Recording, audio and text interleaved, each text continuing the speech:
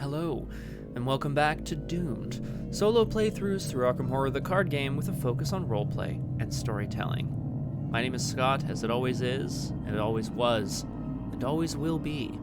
Today we are returning with a very special episode of Doomed. I shouldn't have said very special, that's just not true. We're continuing our campaign, Monterey Jack, through the Edge of the Earth, or, as it's actually known, Edge of the Earth. Cthulhu, hello. Welcome to Doomed. Wonderful to have you with us. Who knows, Cthulhu? It might just be you and me tonight. You never know. I am looking forward to tonight's, session of Doomed. Monterey Jack has proven himself incredibly... Just move that mic there. Monterey Jack has proven himself incredibly effective at finding what needs to be found and getting away from what needs to be run away from. Especially, or rather even here in the horrific, treacherous landscape of Antarctica. We're not quite sure what he'll find, but Monterey is hoping that some of the sigils that he's seen here in relation to the sort of ancient creatures will help explain the death or murder of his father. As always, I'll do a little bit of a catch-up before we jump in to tonight's scenario. And of course, as always, if you have any questions, well, if you're watching on the YouTube VOD, of course, down below is the timestamp to where we start the action. If you have any questions about the game, the story, myself, don't hesitate to ask. Well, yeah, that's about it. Let's get into it. To the Forbidden Peaks is tonight's scenario, but of course, before we do that, we need to quickly sum up where we've been and where we're going. Oh man, sorry, I'm just gonna move this over. Vaguely annoying here. Oh no, it's just my, there we go. Did that fix it? Yeah, perfect. Just had a little something with my green screen. Okay. So far, where are we at here? Monterey Jack has convinced William Dyer and his student Danforth to return with a new expedition heading to Antarctica to explore, document, and hopefully find evidence of the City of the Elder Things. Ignore this scenario name. It doesn't exist. Don't worry about it. There's no City of the Elder Things. What are you talking about? Ridiculous. A very large team of explorers and many academics from Miskatonic University have assembled to head on this expedition. Right from the start, there was trouble.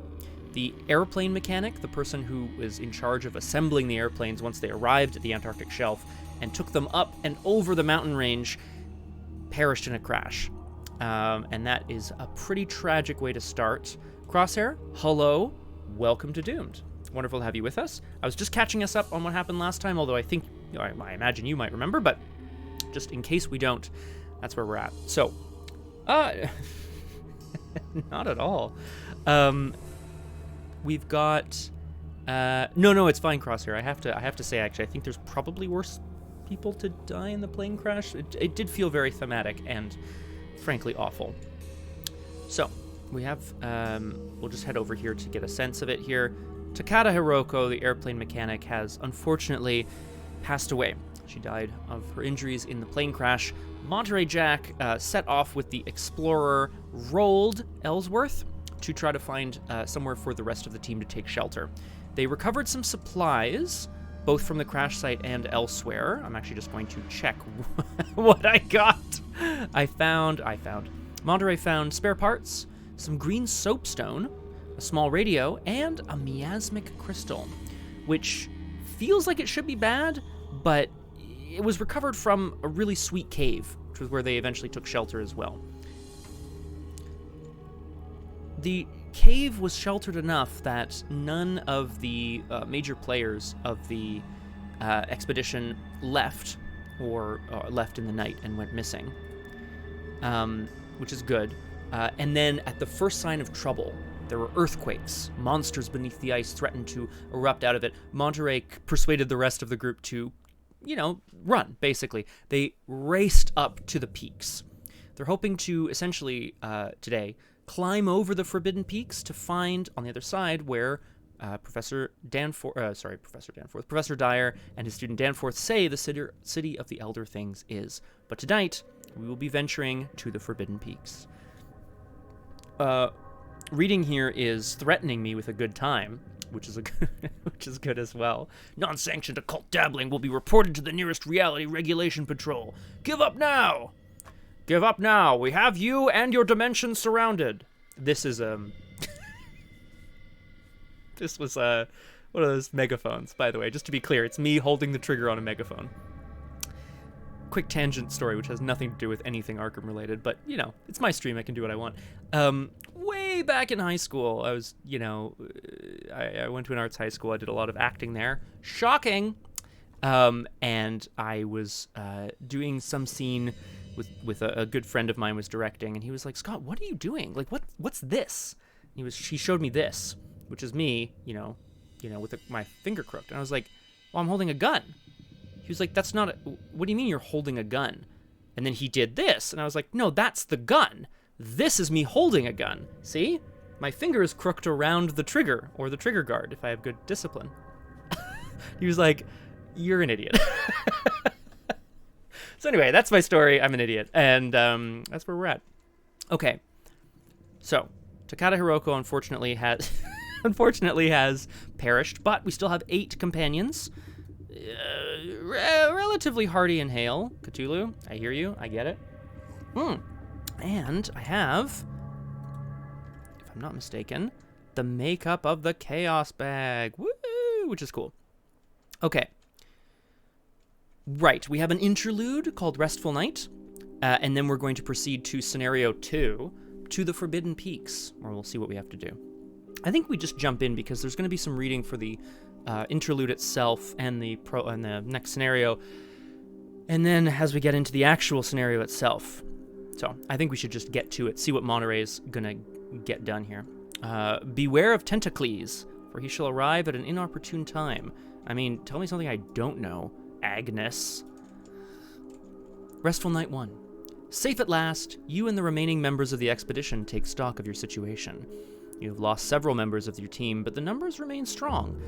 Part of you knows that staying any longer would prove foolish or deadly, but a great many questions crowd your thoughts, demanding answers despite your worries.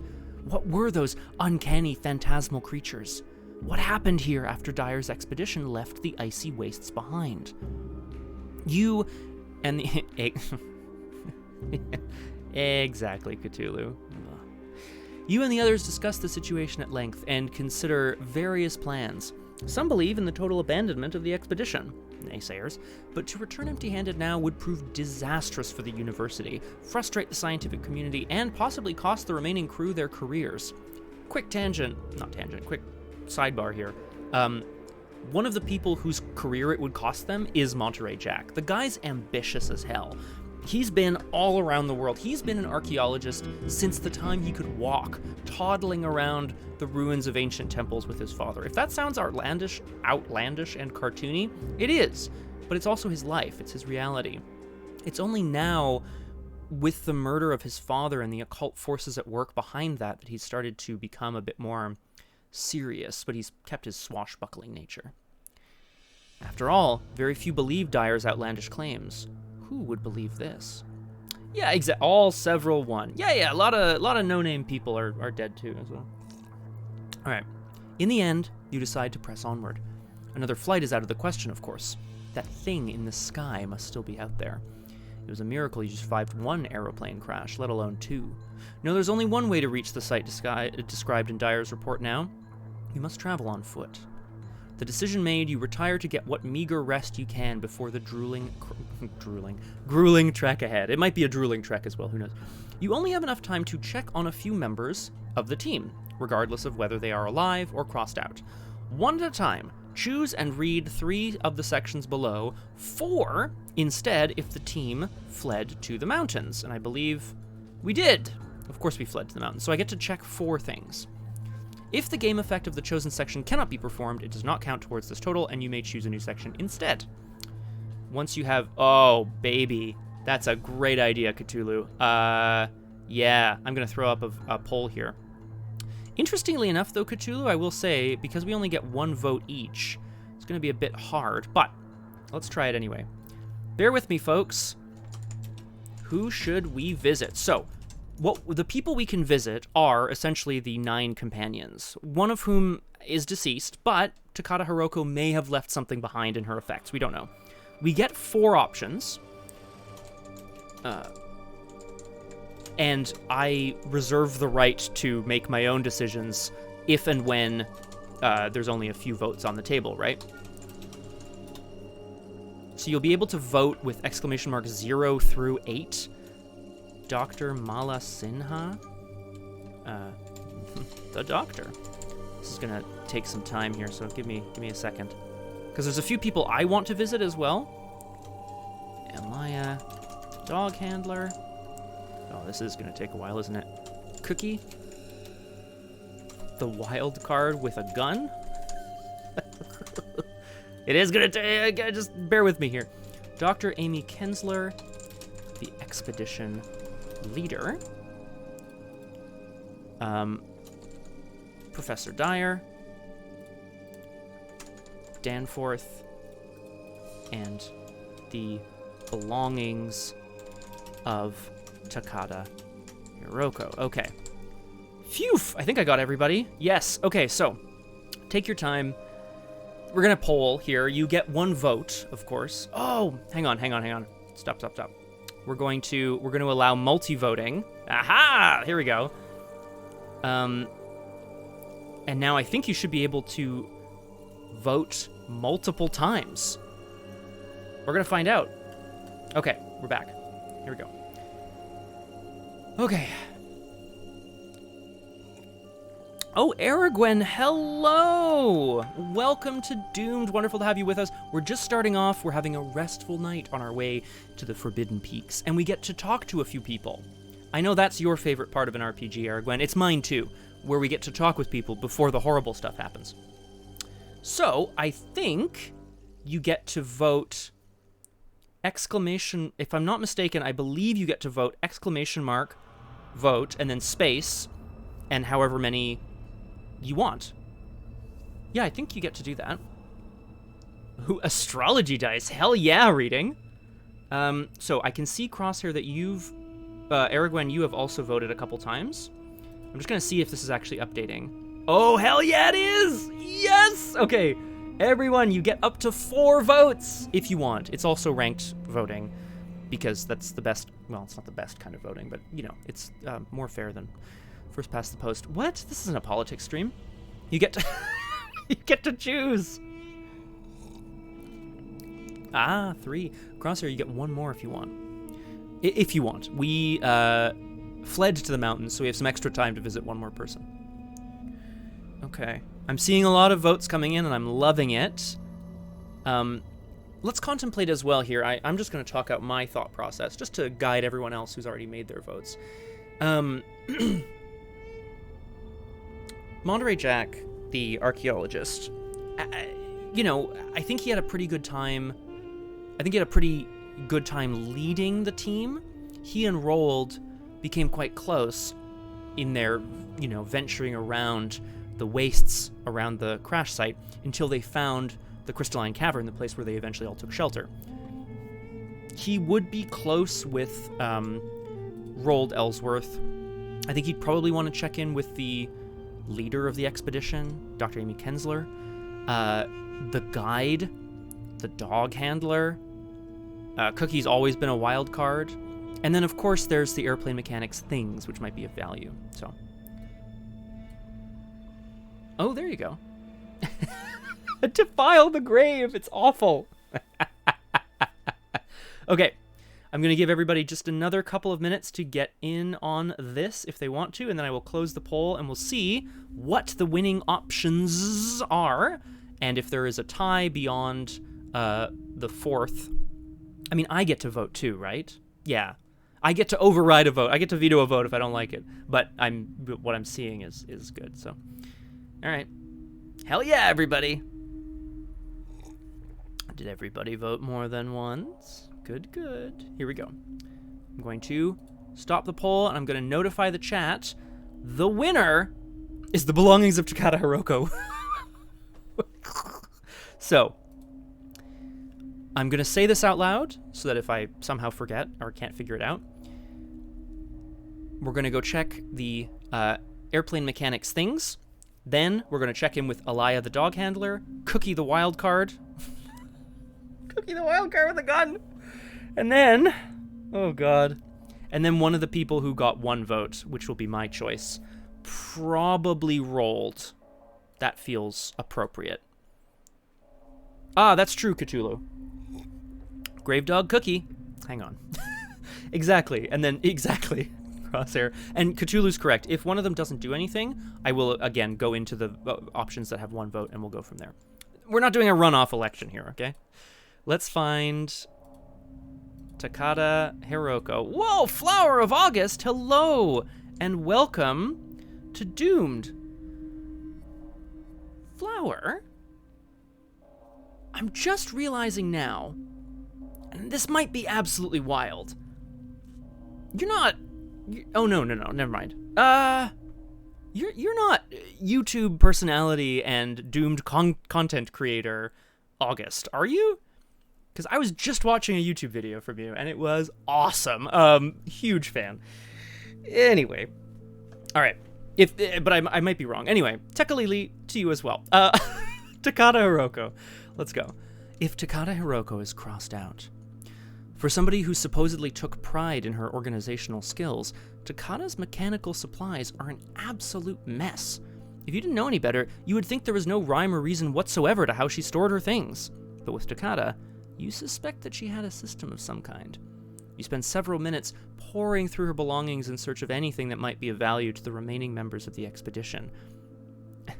Without Takada, you won't be able to put the final aeroplane in flying shape. In fact, you imagine you'll be forced to leave most of her things behind when you make for the mountains tomorrow.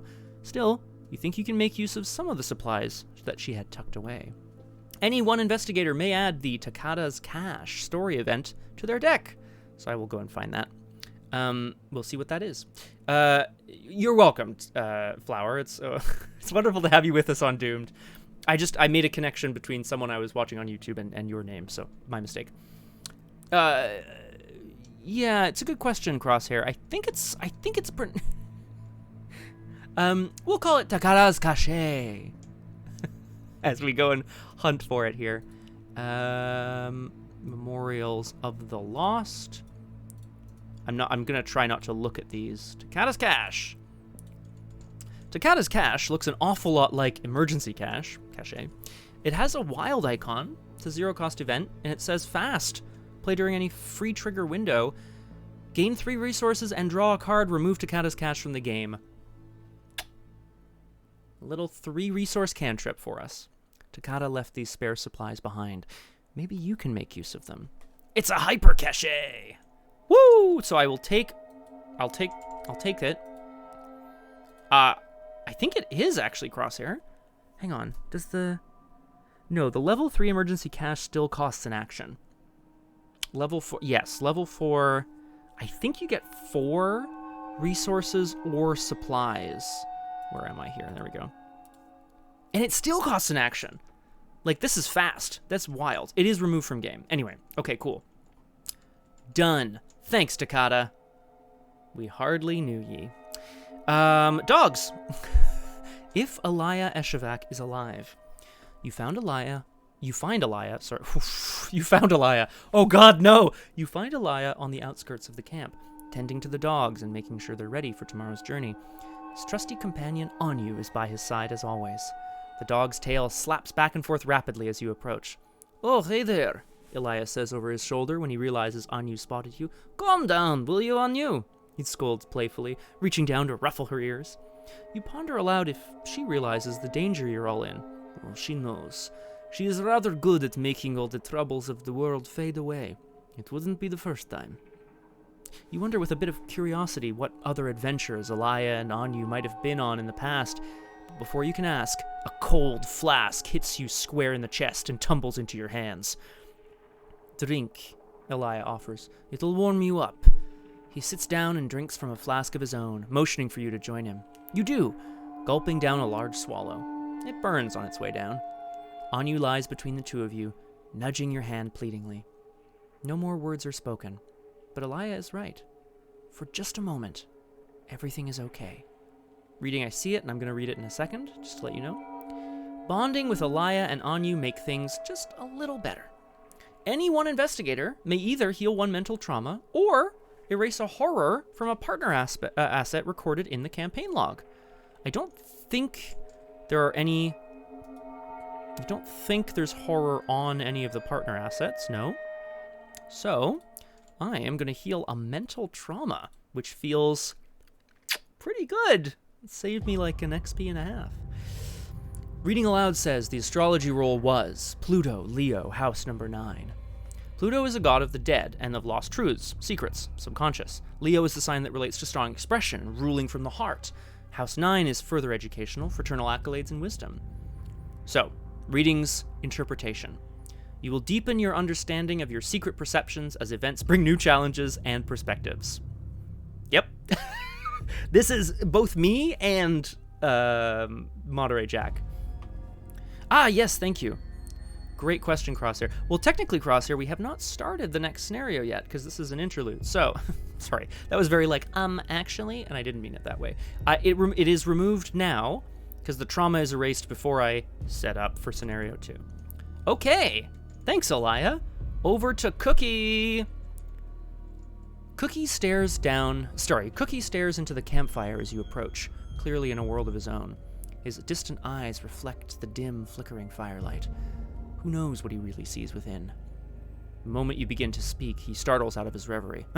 It's only you, he mutters, his voice gravelly. Sit down. Fire's not just for me. You do, taking off your gloves and warming up your hands for a moment before asking Cookie what he thinks of the plan. What do I think? He almost laughs. I think you're deluded, the lot of you. But what do I know? You suspect aloud that he knows a lot more than the others think. Not so, he asks in a grim monotone. About war, maybe, he growls. But maybe that's what this is, after all. Right then, you want to know what I don't know? Fine. You listen intently as Cookie tells you his harrowing tales of the Great War. Tales that would surely give you nightmares, were you not already in one. Cookie's advice helps you prepare for the journey ahead. Any one investigator earns 1 bonus experience. Now, if there were 4 people in the game, that would feel pretty bad. Actually, I guess it's the same thing for Elia, right? 1 person would get 1 trauma cleared. I guess you can choose at least. There's that. Okay. So far, Monterey's raided Takata's stuff. Sat and had a drink with a dog and a man, and then had a drink with another man with a gun. And now, so he's feeling pretty good. And I think that means that, I'm just going to head back to my poll. Everyone else got 1 vote except Professor Dyer.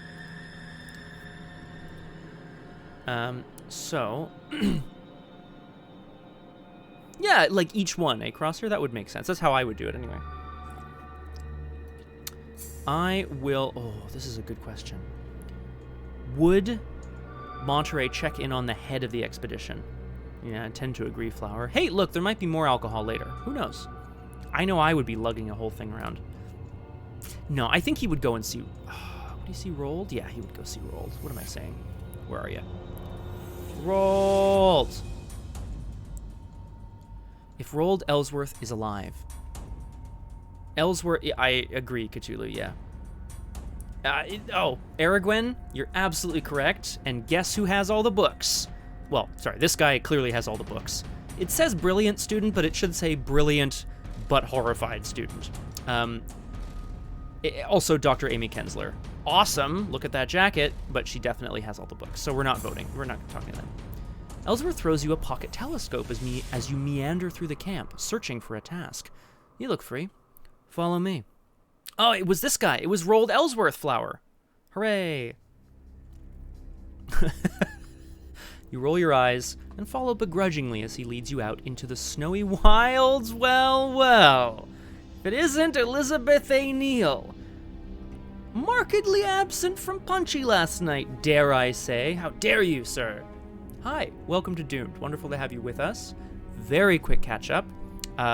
Monterey Jack, the archaeologist, and Cheese Pun it is venturing, or will be venturing very soon, up the Forbidden Peaks to cross over to the other side to the City of the Elder Things in Antarctica.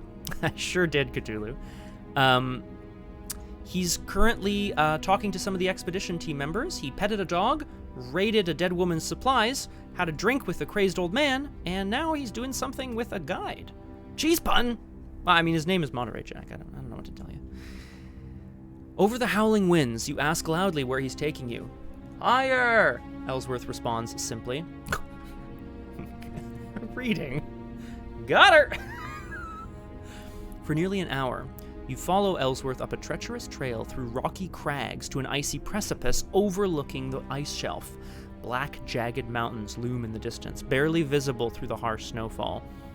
There, he says, pointing between two of the peaks. What does that look like to you? You raise the telescope up to your eyes, careful not to press the cold glass against your skin, lest it freeze there. Magnified by the device's lens, you can just make out a narrow pass between the peaks. Perhaps this would be the optimal route to take tomorrow? You convey your thoughts to Ellsworth, and he nods along. I agree. I'll mark it on our map when we get back to camp. Scouting with Ellsworth gives you insight into the journey ahead. The investigators scouted the mountain pass. But Jack scouted the mountain pass. So that feels like something Monterey Jack would do, right? I know he runs around and does whatever, but like, you know, dude's... Yeah, he also wants to be prepared for the journey ahead. Once you've read the appropriate number, proceed to Restful Night 2. Silence falls over the camp as, one by one, the team falls into deep slumber. You try your damnedest to get some rest yourself, but every time you close your eyes, the image of those phantasmal creatures comes seeping behind your eyelids, and you shoot awake. You wonder morbidly if death is the only way you will ever rest on your journey. Thanks a lot. Check the expedition team section of the campaign log. If there are 3 or more names crossed out, there are not. So, skip to scenario 2, to the Forbidden Peaks. Skip to the Forbidden Peaks. The wind howls as your party prepares for the long journey ahead. There is very little conversation. Even if you could hear each other's muffled voices through your earmuffs and scarves, what would you say? Silence of your shared terror is loud enough. Your destination is many miles ahead of you. The jagged peaks loom far on the horizon, taunting you. You run a mental checklist of your situation. Check the campaign log and read each passage below that corresponds to your situation. Then proceed to Intro 2. So, if Alaya is alive and wooden sledge is listed under supplies, it is not, so... You groan as you heft an enormous heavy backpack full of equipment onto your back. You're definitely not looking forward to trekking across the snow with an extra 40 pounds. Son of a gun. But there's no avoiding it. You have no idea how long you're going to be where you're headed, and you'll need everything in that backpack if you want to survive. Add a frost token to the chaos bag. Now, if I'm not mistaken, the frost tokens represent... There's 2 in the bag now. Ah! What just happened? No, we're good. They represent the sort of forces of the environment on you, right? What did I tell you? If Avery Claypool is alive, weather looks clear right now. Oh, sorry, weather might look clear right now, Claypool explains, but it could turn on a dime. We'll be on the ice for most of the journey, so be on the lookout for cracks. We need ice about 60 centimeters thick in order to walk across, so stay behind me at all times, and I'll use this auger to make sure it's safe. He holds up a spiral-tipped drilling device and leads the way. The investigators suffer no ill effects. That's always nice, isn't it? If Takada Hiroko is alive. Can we pour one out for our homies? No? No, we can't pour one out for... we can pour one out for our homies. The party suffers through the cold in unbearable silence because only the airplane mechanic knows how to fucking sing a song or whatever. Each footstep is as lonely as it is harrowing. Either add a frost token to the chaos bag, or each investigator suffers a mental trauma. Well, yeah, exactly, Crosshair. And you can keep adding errors to that as long as you want. This is gonna be a unpopular decision, but I'm gonna suffer a mental trauma, which will put me right back to where I was. Time with the dog helped, but once again being out in the bleak wastes, it has absolutely removed any sense of hope that that Monterey had. Yeah, well, exactly, Aragorn. If the investigators scouted the mountain pass, you seek out the safe pass that you and Ellsworth scouted last night, guiding the rest of the team onward. Sheer cliffs flank you as you approach the foothills, blocking the chill wind. That's nice.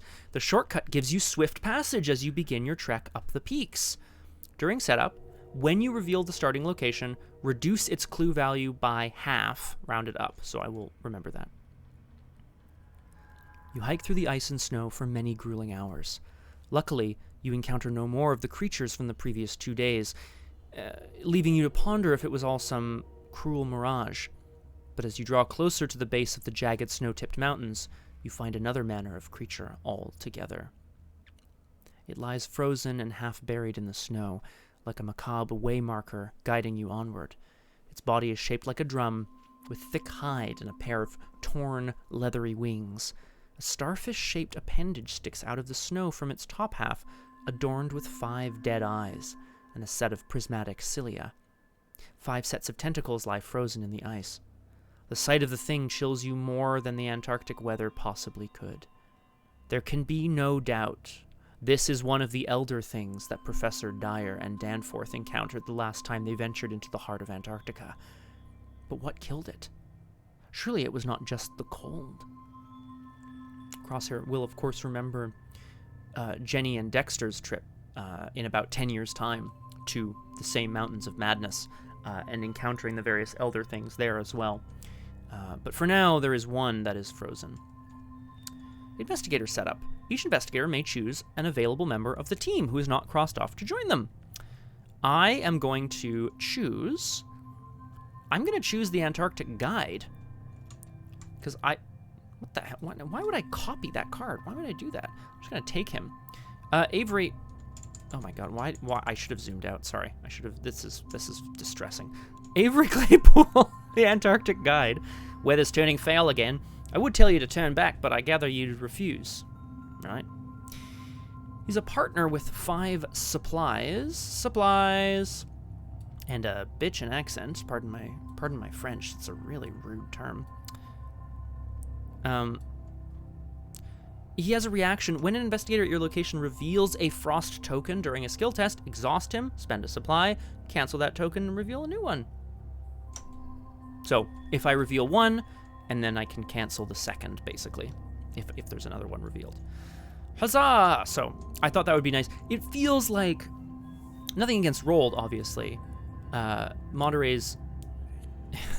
It does look like it, eh, Cthulhu? It does look like... I think he's just cold, but maybe he had a couple nips with Elia as well. Well, Flower, that's the hope. That's the hope. I think that the Explorer was useful as Jack and Ellsworth kind of mapped out where they would go, but now you want the Antarctic Guide leading the way. So there you go. Scenario setup. Gather the cards, blah, blah, blah. Shuffle the 7 mountainside locations. Put 5 of them into play in a diagonal line. Like a mountain, that's right. Put the summit location into play at the top. The position of each location has its own level. 0 to 5. So 0 is the bottom and 5 is the top. Reveal the level 0. Each like a card display, exactly. $5. The scenario will kill Avery at some point to make it harder. Oh, god damn it. Why would you say that? All right, I'm shuffling, and I'm going to start putting them from bottom to top. No, top to bottom, baby.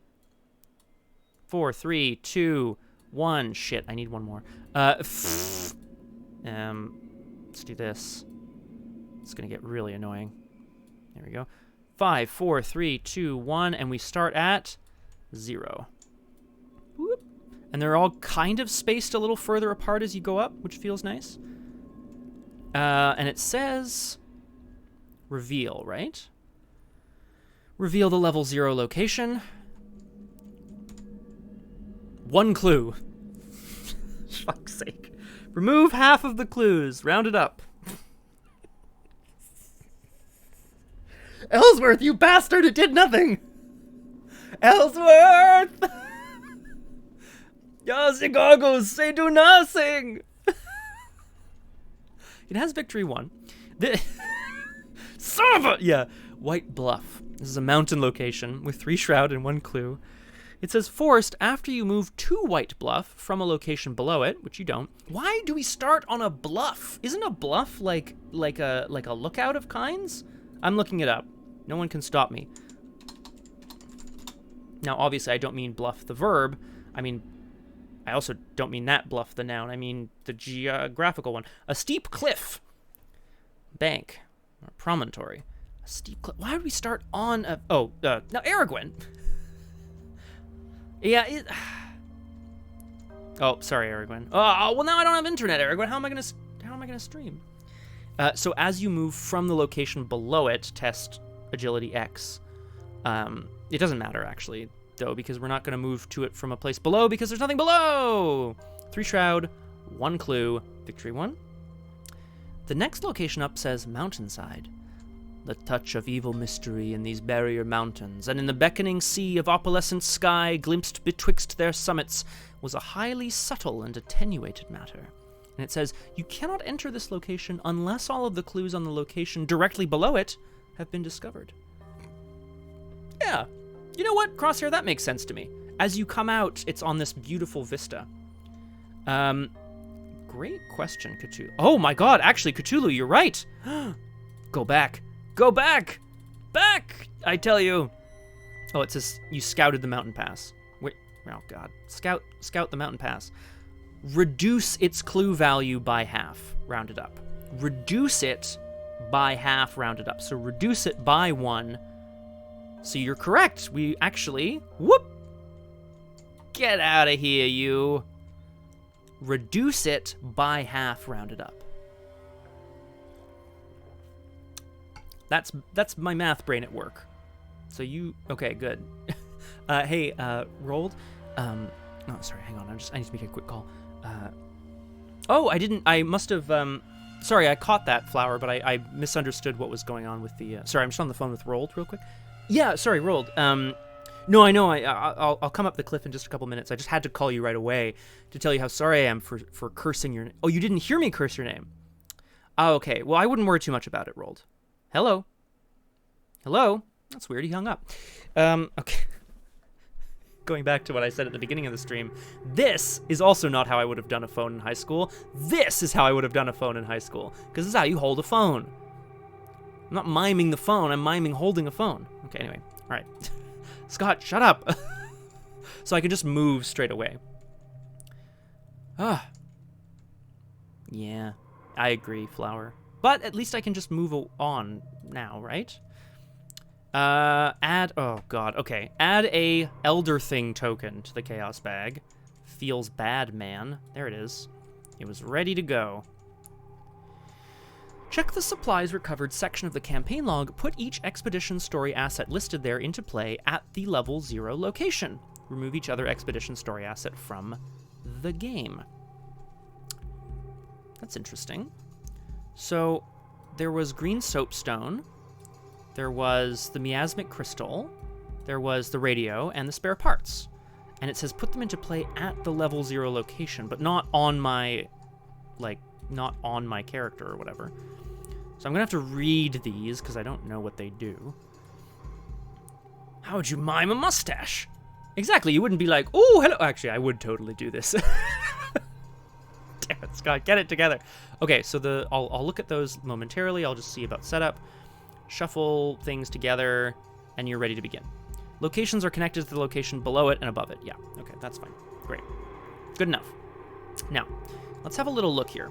Spare parts we recovered from the plane crash itself. Cats, you'll have to wait for dinner. Mime being... Oh, sorry.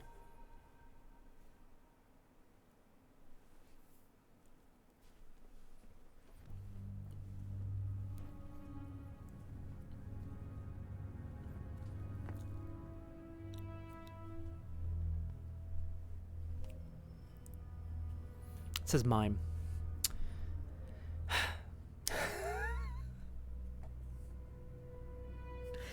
Oh my god. Okay, he's gone insane. Spare parts! is an expedition item with 3 supplies. It says... Does it gain 3 supplies when you play it? Probably.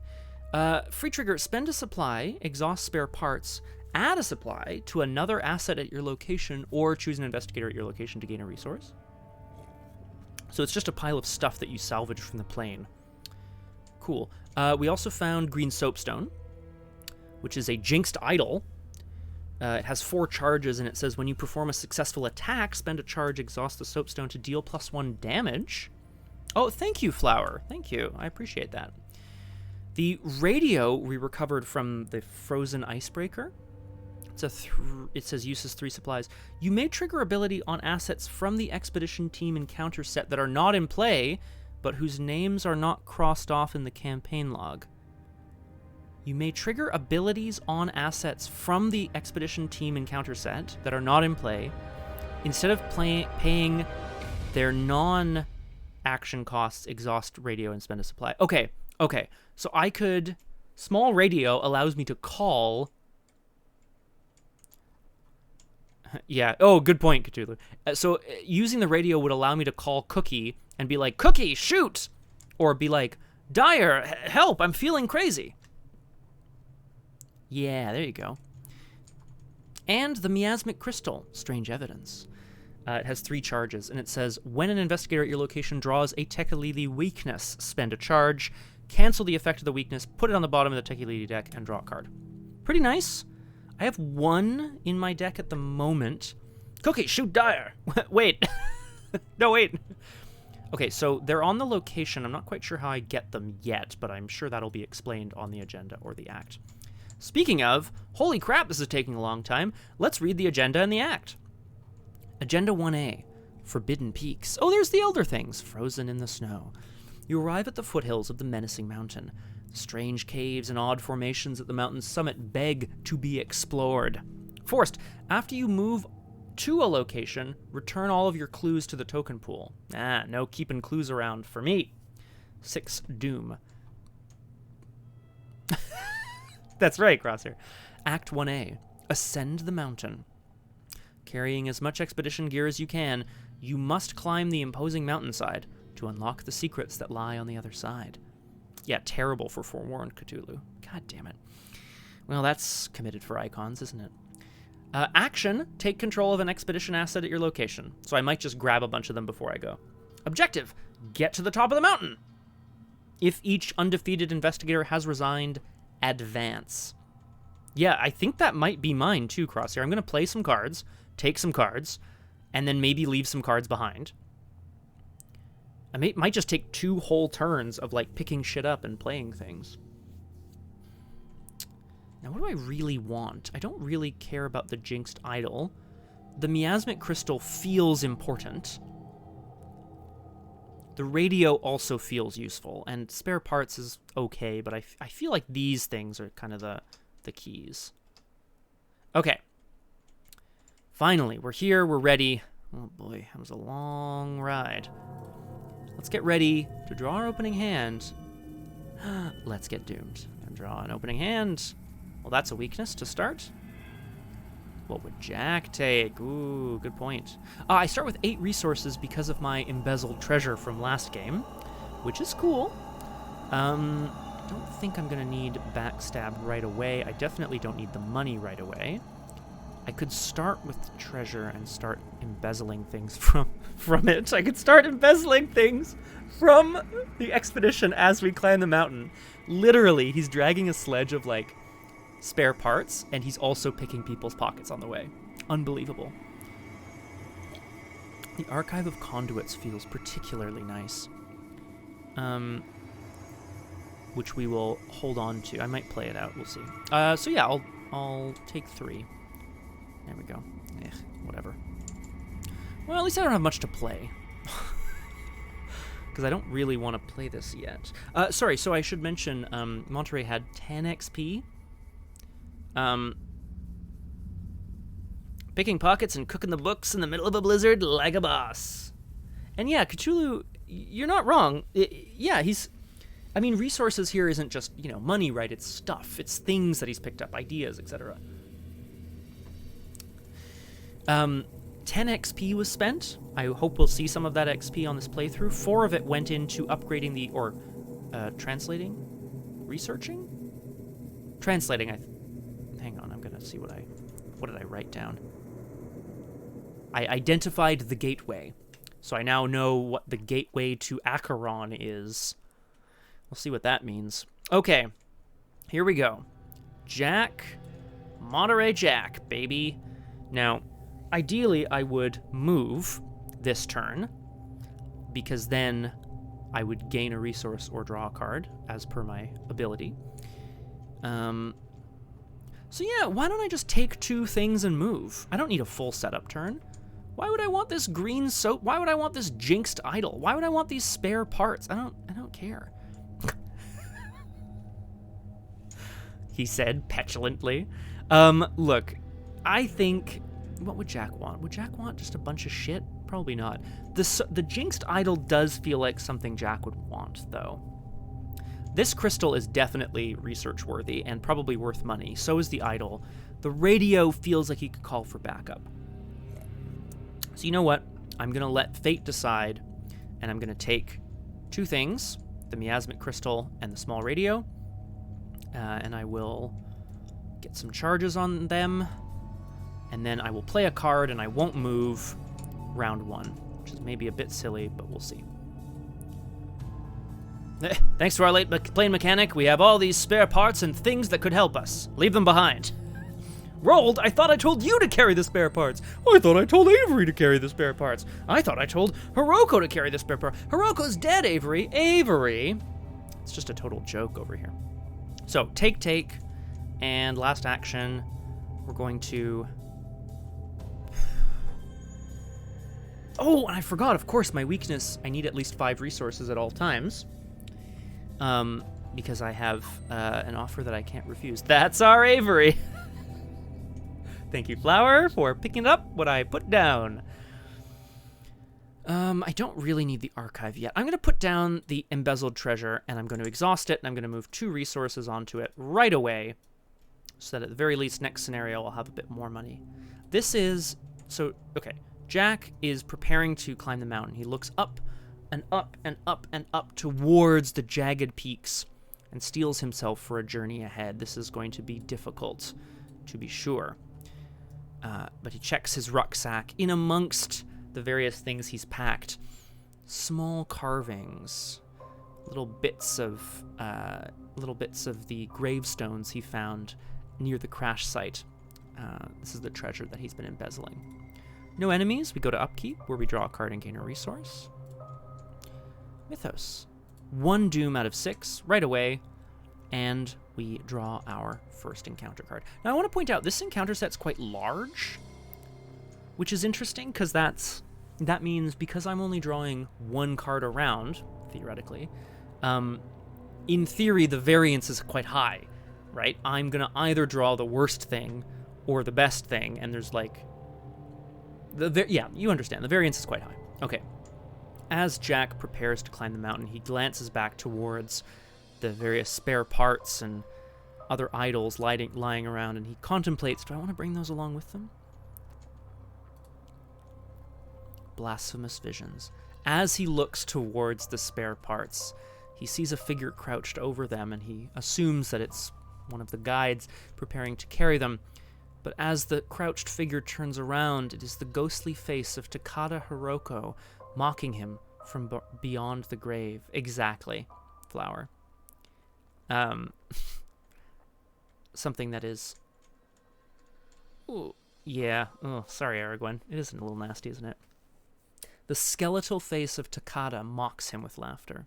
Revelation. Shuffle the top card of the Tekalili deck into your deck without looking at it. Then put Blasphemous Visions into play in your threat area.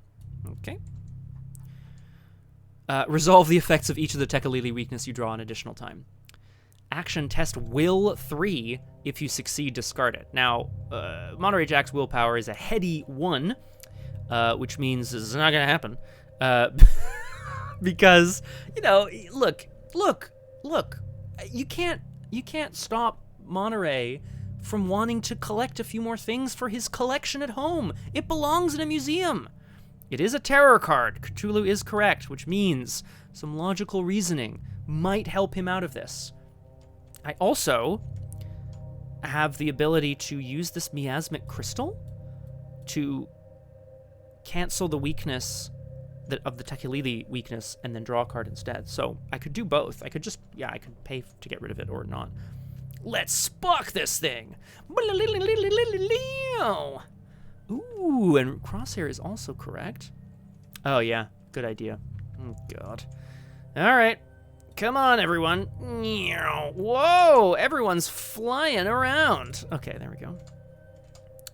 These are all the abilities I can use based on the radio. Let's take a look at that. Trigger abilities on assets from the expedition team encounter set not in play. Instead of paying their non-action costs, exhaust the radio and spend a supply. So normally it would be like spend a secret, spend a ammo, spend whatever. Oh, I'm not going to remember them. Not at all. But it's like, okay, it's evade, fight, investigate, heal. Oh, here, I'm going to put them together. Heal damage, heal horror. Choose a treachery attached to a location rather than to a person. Treat it as blank. And then this is, after you resolve a Tekelili weakness, draw 2 cards. I don't want to. Thank you very much. Sorry, Danforth. I think you're gonna I think you're walking on your own, buddy. Okay. The visions are going to continue to haunt Monterey Jack. The question is... Oh, crap. Actually, hang on. Hang on a second. Logical reasoning says play only if you have a clue. Which means I need to go and get a clue, and then I need to use logical reasoning before I move on and lose all my clues. Son of a... Jack is clueless. So we'll use the miasmic crystal's power. We'll use the power of this crystal to avoid the power of the visions from this place as best we can. But first,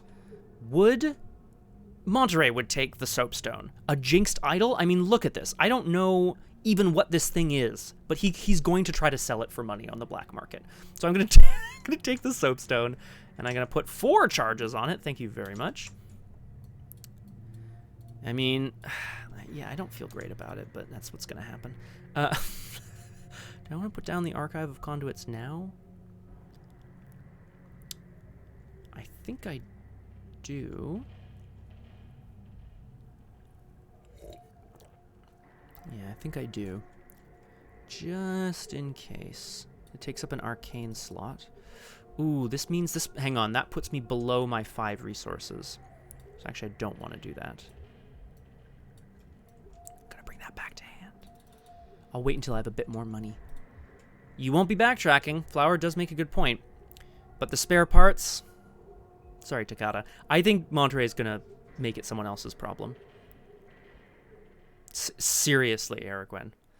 I mean, Aragwen, you've got my... You've got my number. Free money. Yeah, but do I need free money, Cthulhu? This is the question. I'm going to move. Okay, so second action, we're moving up. Moving up the mountain.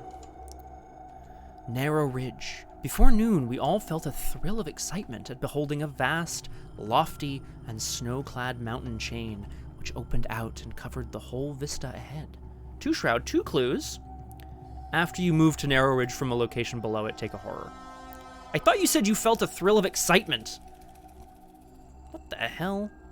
We all felt a thrill of excitement. Take a horror. We all felt a thrill of excitement. Whatever, H.P. Lovecraft, H.P. Sauce, man. Victory 1. Is he okay? It's 2 shroud and 2 clues. Let's investigate here. I have 4 intellect as a base. I'm just going to test this on the nose. A heady 2-2. 4-2, sorry. Good, got it. Monterey ventures up, leading the expedition ahead of him with Avery Claypool by his side, and they venture up into the mountains and along a narrow ridge between 2 mountains. He calls back to make sure that people watch out. You definitely don't want to fall here.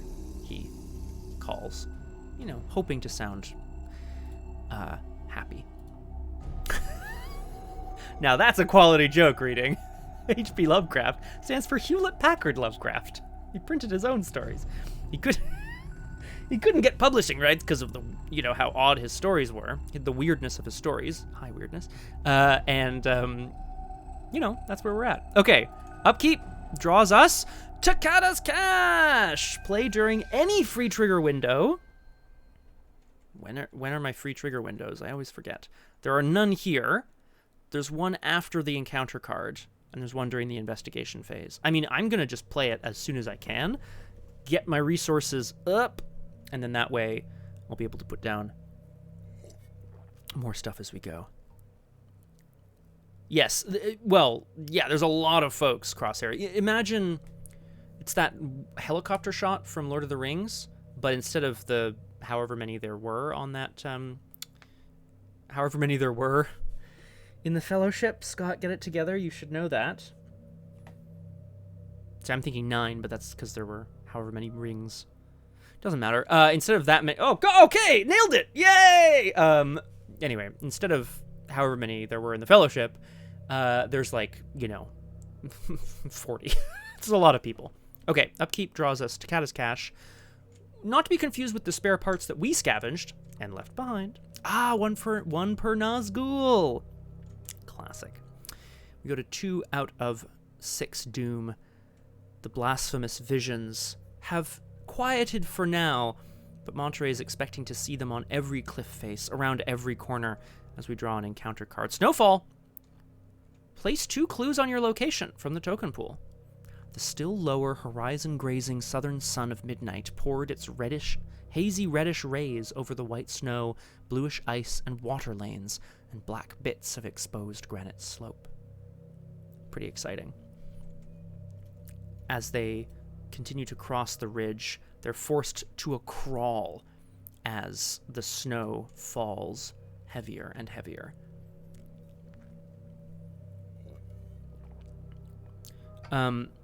Oh, yeah, Flower, so they are indeed a different roster. The investigator cards look like this, have stats on them, reactions, health and sanity, that sort of thing. Whereas the 9 expedition assets look kind of like player cards, like this. It would be cool to have access to the ability of some of the player cards, like investigators, as part of the team. I think that'd be really cool, and it would be a great like mini expansion here. If we were playing someone who was maybe a bit less roguish than Monterey, we might take, you know, the scientist or the fighter or whatever. Okay.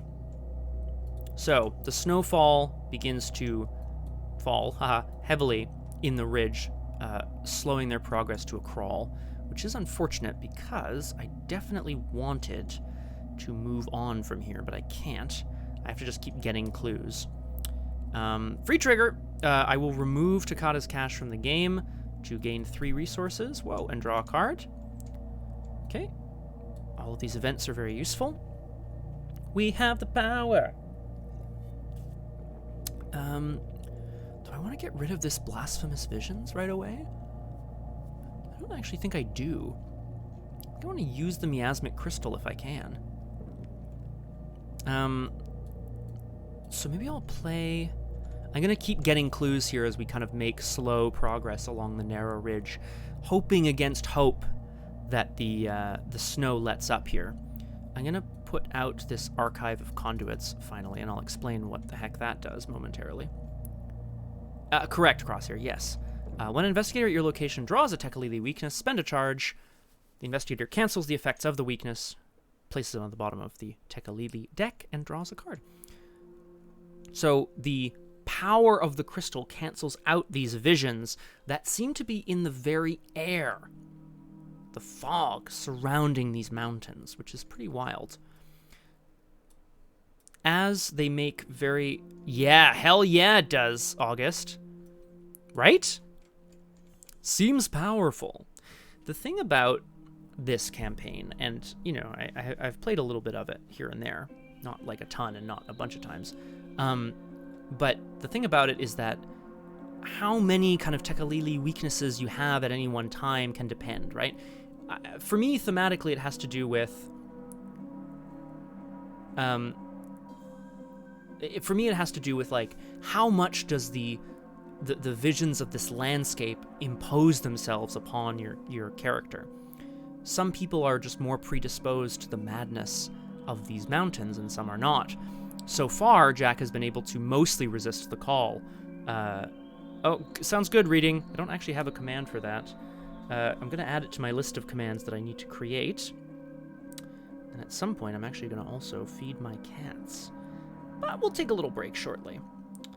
I'm going to write exclamation mark lurk. Thank you, reading, for that reminder. That's a really good idea. As Monterey Jack progresses along the slope here, I'm going to take a moment to reveal what he discovered. The crash site. He's been researching for a long time the power of ley lines, the power of the energy of the Earth as it naturally flows along certain fault lines. Geology has come a long way in the last 100 years, and Monterey knows it will progress a lot further in the next 100, or so he assumes. But this archive of the conduits of the Earth that he picked up in a temple in Egypt has finally been translated. He's learned the location of the gateway. These ley lines lead to the gateway to Acheron. Acheron, I believe, is one of the circles of hell in Greek mythology. I think. Yeah. So it's research. It uses 4 ley lines, and it says free trigger, move a ley line from this asset to a revealed location. So you can throw it on a location as long as you've been there before. Then it says action. Choose an investigator and a revealed location with a ley line. That investigator moves to that location. You may remove the ley line to have them take and investigate action. So you can use the power of these ley lines to essentially teleport around. You can venture through Acheron, say up a mountain or across a city or across a plain or through a frozen lake or whatever. For those who have played Marvel's Midnight Suns or who know Marvel well, I liken this to magic and her use of limbo. That's what I'm likening it to. You open the book, you say a few funny phrases, big portal to hell opens up, limbo, whatever. You walk through it, boom. Acheron is the river. That isn't it the river Styx? I don't remember, to be honest. Anyway, I'm going to put that down, and then I'm going to try to get more clues. This represents the slow progression across the narrow ridge. Let's go 4 to 2. +1, that's a clue. And we'll go one more time. 4 to 2. It's a skull. The level of your location, -1.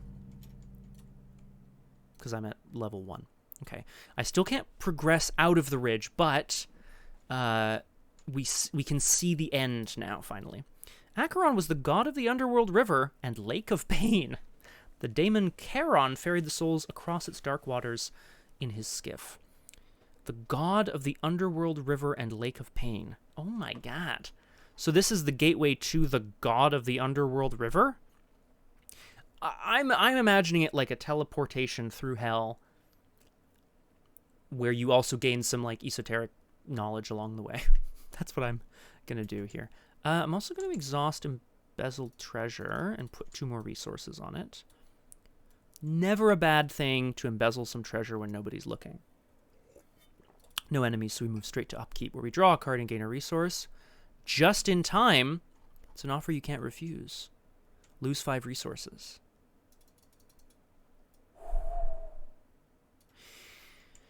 This is Monterey, as he researched more and more about Professor Dyer and Danforth's trip. Am I out of music already? My God, I've been blabbing for hours. Hell yeah! Let's go.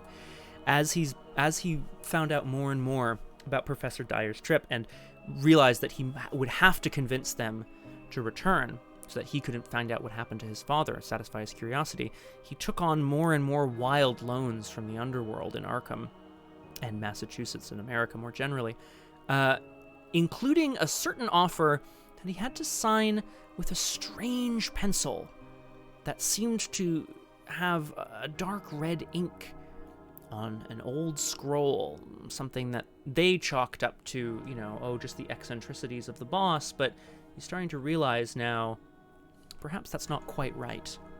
So the offer you can't refuse is paid.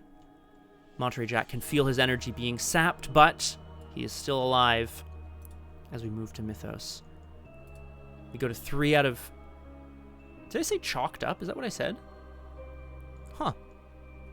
Man, I'm weird, eh, Aragorn? Strange inked pencil. Oh, no, it was... He chalked up the... whatever. Yeah, not in that order, Aragorn. I know, Crosshair. I was just noticing that, too. Oh, okay, so actually, sorry. This is Mythos. That's Cthulhu. This is Investigation. I think that's also Cthulhu with the wings of a... There's a magnifying glass and someone studying a... What are they called? Night Gaunt. Enemy Phase is a cloaked figure holding a bag. This is art from Scenario 5 of Dunwich. The Altar, Blood on the Altar. Bayaki, thank you, Cthulhu. And Upkeep. I don't know where this art is from, but it is awesome. This is a man smoking a cigar, having a drink, and having a rest at his desk, just holding a bloody tentacle, which I've never seen before, and it is wild. All right. We're struggling across this narrow ridge. Will they ever make it? Let's draw an encounter card and find out here. Ice Shaft. Test Agility 3. For each frost token revealed, take a damage. If you fail, take 2 damage. Monterey is still pretty light on his feet, despite having been sapped by the energy of having to pay off his offer. I'm still feeling pretty good about this, so we're going to take this test 5 to 3. It's a cultist, probably bad. -1. Pass. If you fail, move to the location directly below you. Oh, I see. I see how it's gonna be. A warning crack as the ground beneath his feet begins to give way. Monterey steps nimbly to the side and shouts back a warning. Not so loud to trigger an avalanche, but loud enough that everyone notices as part of the ridge crumbles away. They're gonna need to move quickly. Nailed it. Okay. Yep, we're going to investigate, hopefully get this clue, and keep moving. You can't move up the mountainside until you've discovered all the clues on that location, so we just keep going. I don't have anything else I need to do necessarily, so we're just going to do it. I didn't. Flower. Thank you. I feel like I forgot, but this is about story, right? I'm going to do it. I won't... If I forget the next one, don't let me take a resource or whatever, but I'll take a resource. I won't draw a card. Let's investigate. 4 to 2. It's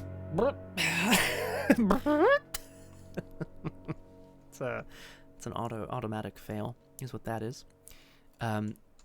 Monterey shields his face as a gust of icy wind stabs him in the eyes. And then he's going to continue to try again. He has to get people across this ridge and up further up the mountain. Perhaps there will be a cave where they can take shelter. +1, baby. Whoop. Get the last clue, and we move up. Let's have a look. Do I want to pay for Blasphemous Visions? No, I don't.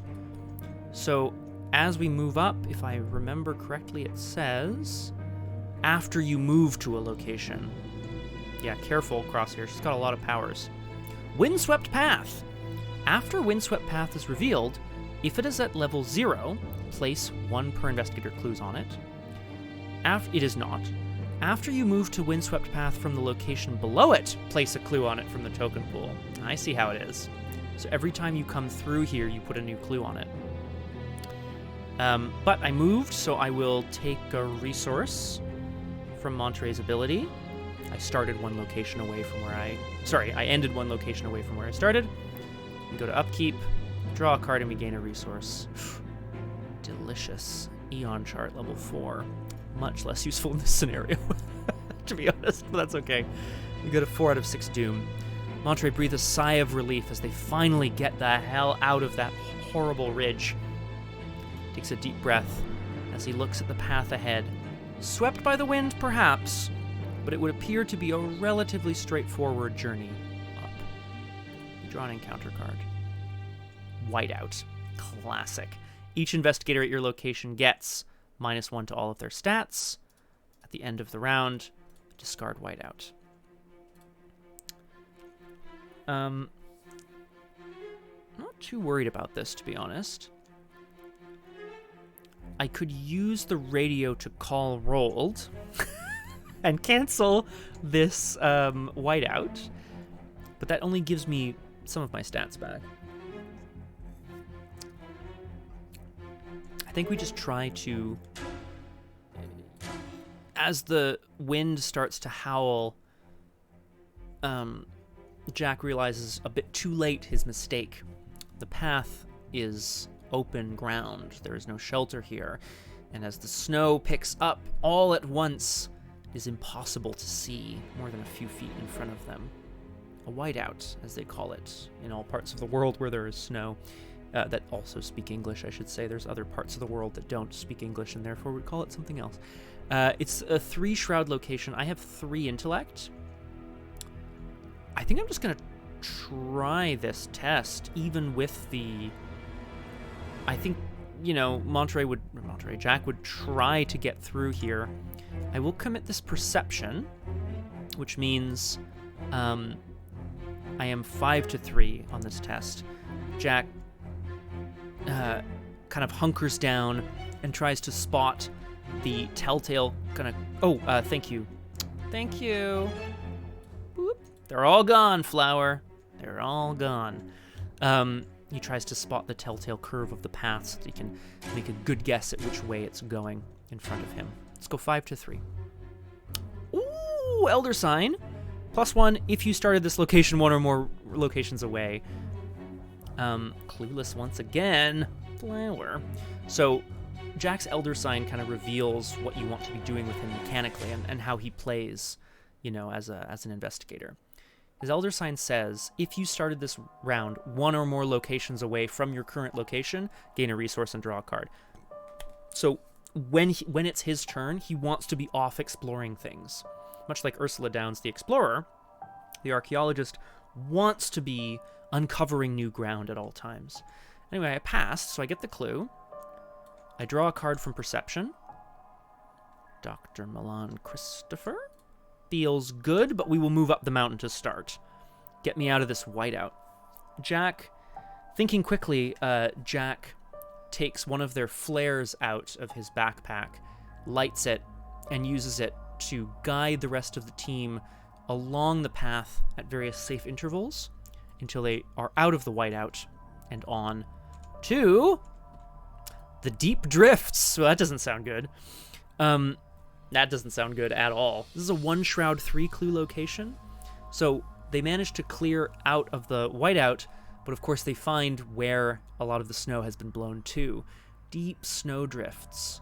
It's going to take hours to pass through this unless they can find a way to carve the snow out. Nobody thought to bring a snowblower.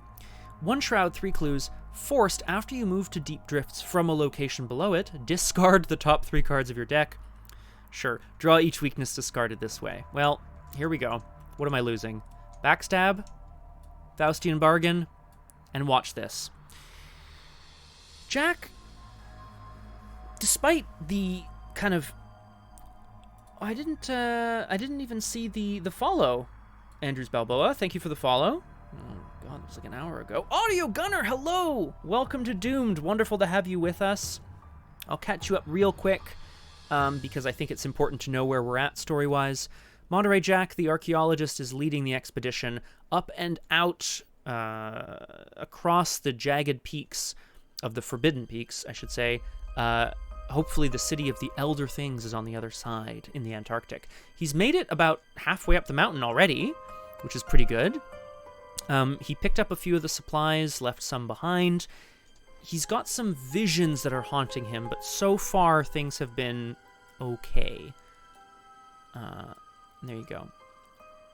Oh, my pleasure, Gunner. My pleasure. And as we... There's a name I haven't heard in Quite some time. Crosshair, yeah, I'm gonna... let's break now, actually. I want to feed the cats and get another drink for myself as well. I think I still have an action left. I'm just gonna check really quickly. Yeah. As Jack sees the snowdrifts aligning before him, he actually has a certain lightness of being. He's far enough away from Arkham and from his responsibilities, financial and otherwise. Everything he's going to bring back will pay off his debts. He'll find what happened to his father. He'll find things here that he can sell to pay off his debts and more. He'll be set for life. He thinks to himself, everything is going to be okay. Now, naturally, things might not be okay, and I think we're going to find out very soon. We're going to be back here on Doomed in just a couple of minutes. I'm taking a break to feed my cats, get another drink, and I recommend everyone else do the same. Get some water! Toast! Wonderful to see you. We're going to be back in just a second on Doomed. Hello! Welcome back to Doomed. I see there's a wonderful, wonderful chat going on here, and I just want to see what's going on here. Flower, I can tell you, this was ages ago. In fact, I can definitely... Oh, interesting. Yeah, I can definitely tell you that Crosshair and I were streaming the penultimate episode of our most recent campaign, and I'm gonna check who it was because I would like to shout them out again.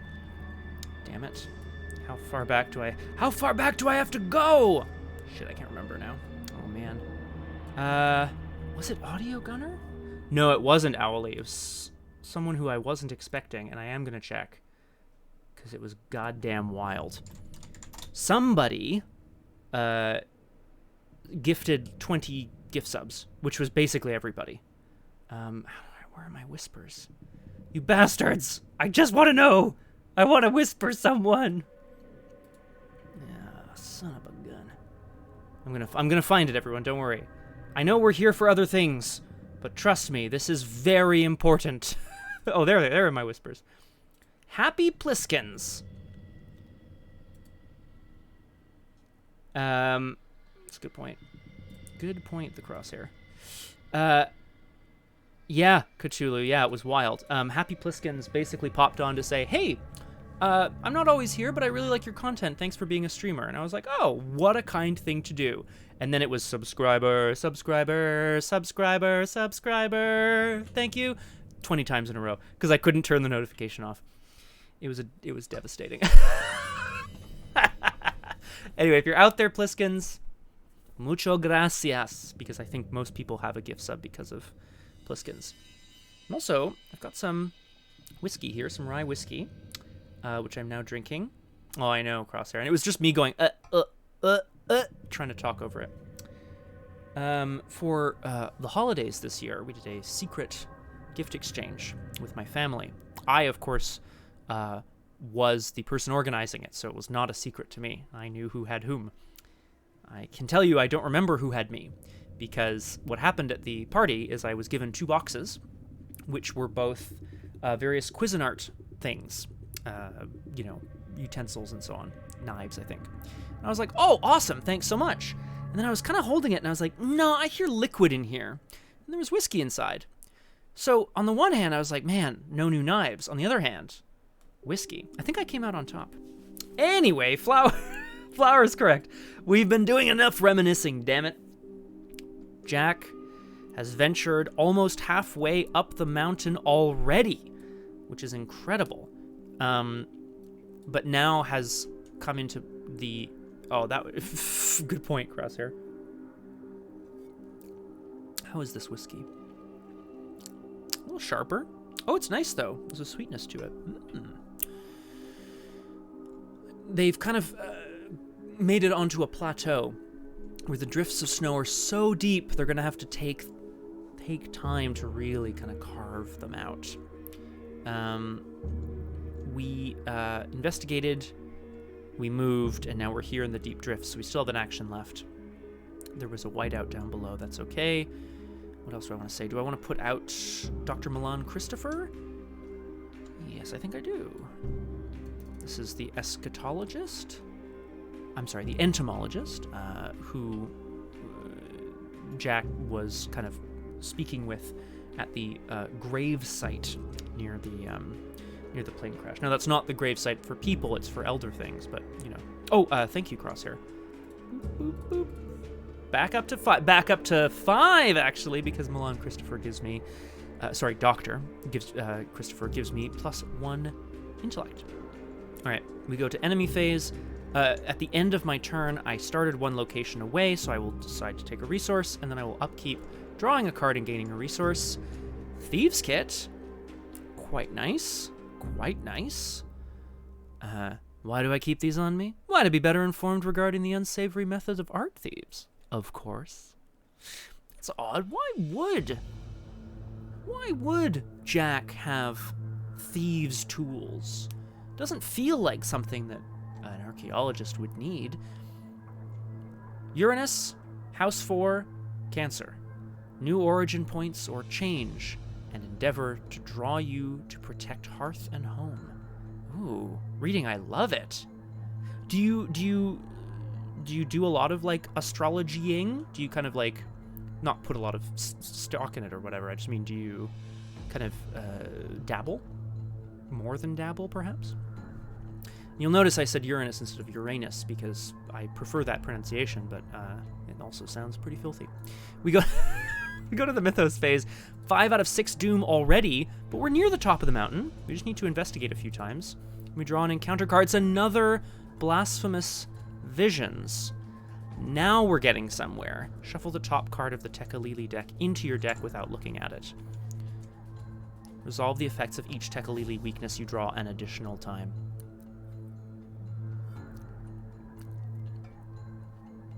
The value is in the detail. Oh, completely reading. That's how people get away with star sign readings, right? It's vague and open to interpretation enough that people can sort of read what they want to into it. I like that.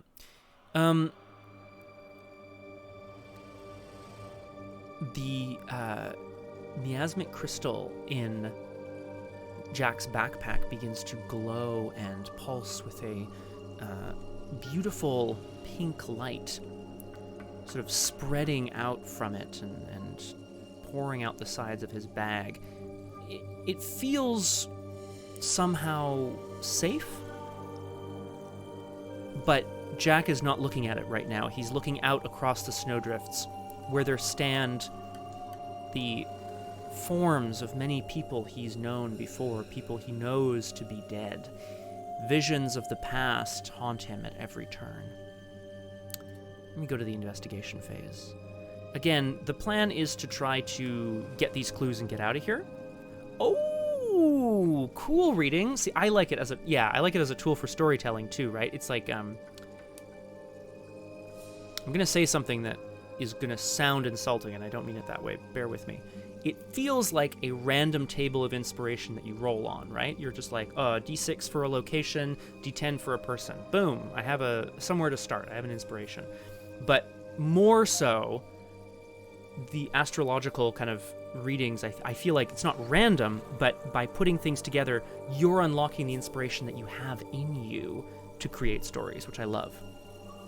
And correct, Cthulhu. I think the chanting of these figures in the snowdrifts is going to drive Jack mad, but the miasmic crystal is working against it. Let's investigate here. It has 1 shroud and I have 5 intellect. Let's just do it. 5 to 1. Okay. It's still a pass. 5 minus 4 is 1, so that's a pass. I'll get a resource from Dr. Milan Christopher. I can't accelerate my clues right now, so I'm just going to keep... Oh, God. Flower, you're right. Ooh. I like it, reading. Reading, you seem a lot more like, I don't know, you seem a lot more spiritual these days. It's cool. If I may say so. I know I don't know you, super well, but, like, just let me say that. Is there some way... Could I use Kensler's ability here? No, she doesn't get extra secrets. Damn. Extra secrets, extra clues. What I want is more clues, baby. So we'll just keep investigating. 5 to 1. Elder Thing. -4! If you fail, the nearest Elder Thing enemy moves once towards you. If it is engaged with you, it attacks. But that's still a... Oh, I should have pulled 2 clues. Sorry, that's 2.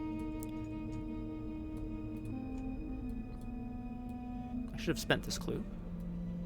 Sorry. Last action, I guess we're gonna go one more time. I'd love to get the heck out of here. Wow. Now, thankfully, this is a one-shroud location, so Jack can tell that the blasted wastes in front of him are simply... The hallucinations he's seeing are indeed nothing more than that. They are the hallucinations of a mind that have been pushed to the brink already by stress.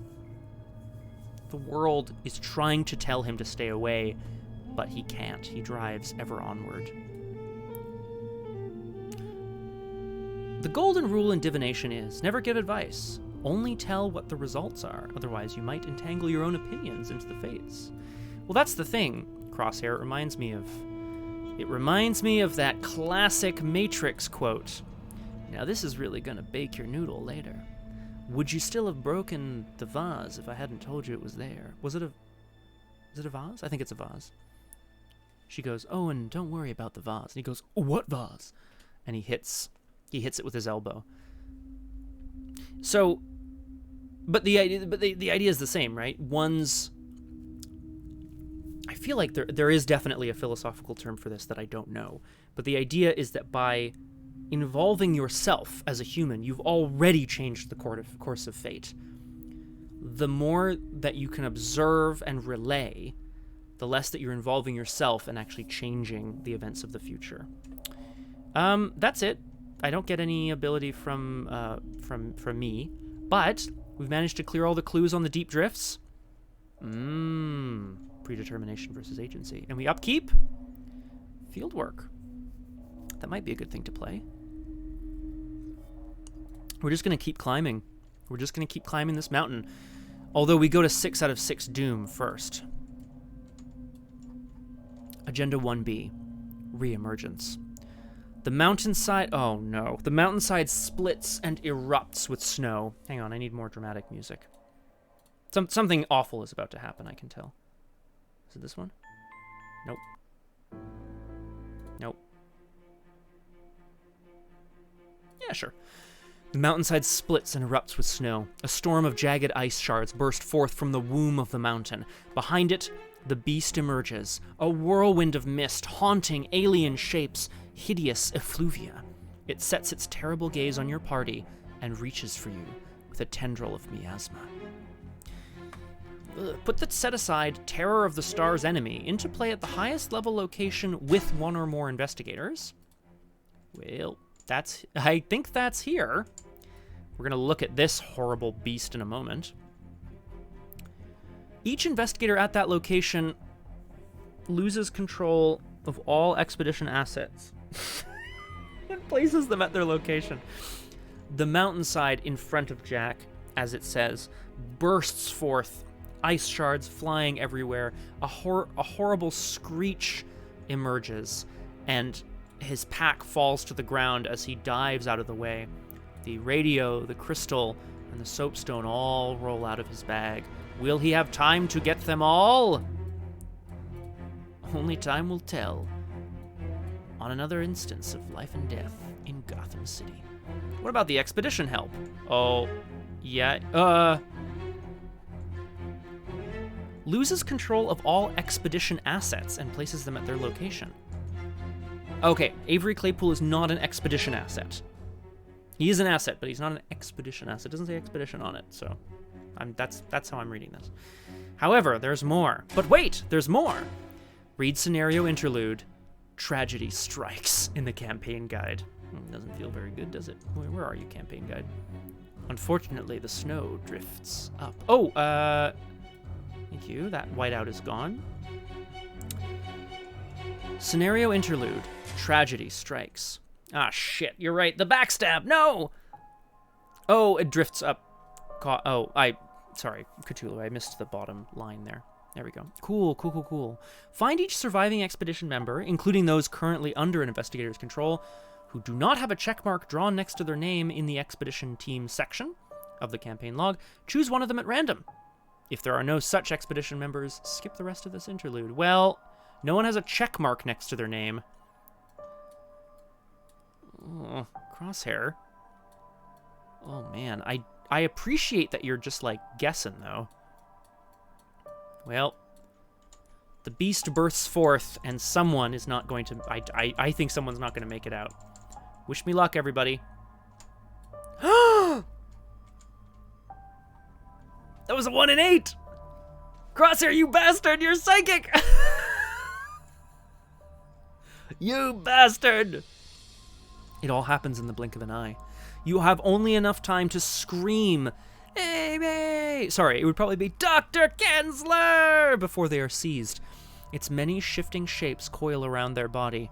They struggle to escape, but it's hopeless. There's a little sidebar here. If it's Cookie, he obviously takes a shot at it. It's not. Then, without a moment of consideration, it shoves its tendrils... Sorry, body horror warning. It shoves its tendrils into its victim's body and yanks them apart like a piece of uncooked meat. Adrian! A spray of blood stains the snow crimson. It drops what remains of your companion unceremoniously onto the ground and turns its attention to you. In the expedition team section of the campaign log, cross off that character's name. Shit. Well, I guess I feel good and bad that we didn't visit her. We had a chance to talk to Dr. Kensler and didn't take it. Now we'll never know what she was doing. You know? Disaster City. We need Avery back because he's okay, which is good. Still got all my supplies. Human pinata. Horrible. Absolutely horrific. And we still have all 6 people available otherwise.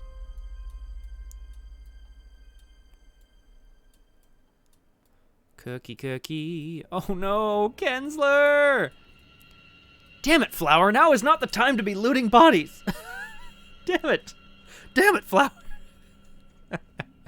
Let's have a quick look at Terror of the Stars. Oh my god, it's huge. Guardian of the Forbidden Peaks. X fight, 3 health, X evade. Is an Eidolon monster, and it's elite, for what that's worth.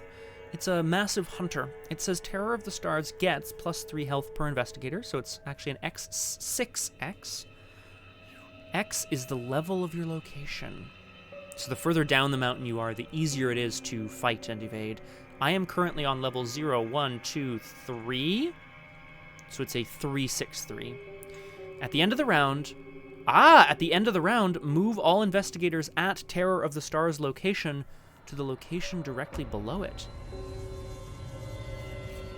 It doesn't say anything about evaded or not evaded or whatever. I think we're going to have to just deal with this. Yeah. Oh man. I feel like the soapstone would have been useful here. Doesn't the soapstone say something about, yeah, when you attack it, take extra damage? Damn it.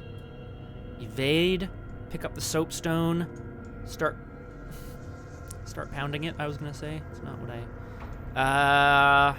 oh boy. Or I could just keep running up.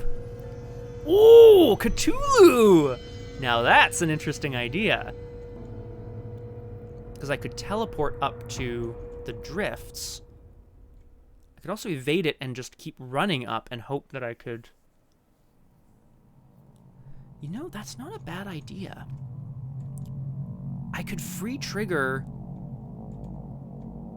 I could. You know what? Let's put an archive of conduits on the White Bluff, which is at the bottom. And then we'll put one here on my location. And then we'll put them... no, I'm not actually going to do that yet. I'm going to put them probably further up as we go. Oh my god. Anyway, it also hits for 2 damage and 2 horror because it's a goddamn beast. Look at that thing. Oh god. Oh, I feel ill. Okay. Oh, but I need to pick up all the things! No!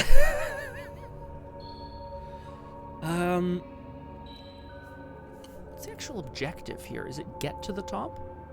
I have to resign, which is probably a resign at the summit. How am I going to get things? Yeah, I have to... You're right, I have to kite it somehow. I could, you're right, I could teleport. Yeah. What a good idea! Acheron! Assemble! I feel Acheron, guide me! Pew, pew, pew, pew, pew. Okay, alright, hang on. Let's stop being nerdy, Scott.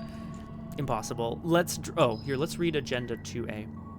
Terror descends. The once flurrying snow has become a tempest of wind and heavy snowfall. If you don't make it across the peak soon, you'll be forced to take shelter, or spend the rest of eternity as a frozen corpse along the mountainside. After you move to a location, return all your clues to the token pool. 8 doom. Nice. And we draw our encounter card. Oh! Ooh! Okay.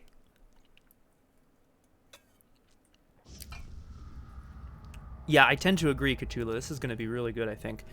This is an Elder Thing monster that also hunts. It's a 3x2. X is the level of your location, so they get beefier as you go further up the mountain. While constricting Elder Thing is engaged with you, you cannot move to locations above your location. You cannot move to locations above your location, yeah. Jack sees this creature tear Dr. Kensler apart from the inside and watches in horror as another creature slithers out from behind it and starts to reach its tendrils towards Avery. We have to evade twice, and then we have to teleport out of here, which costs an action. Yeah, that's fine. That's okay, though. I need to pick this stuff up here. Yeah, but I don't want to. I don't want to. Tumble down the slope. Whoa! Oof, oof, oof, oof, oof, oof. I love it. I love it so much. Okay. What do I have? I have slip away, which causes things to not ready, but that's not what I want, right? What I want, actually, is to cheap shot something that I hope to defeat later. It's not ideal. Oh, damn it, August, you're right. Ah, shit. Oh, this is gonna be so bad. Oh, no! You're absolutely correct. Gravity's peer pressure. Boo, reading. Actually, I love it, reading. Who am I kidding? I'm not gonna turn the stream off. I'm just gonna let my cats out. The various rooms that they are trapped in. Go ahead, little Max.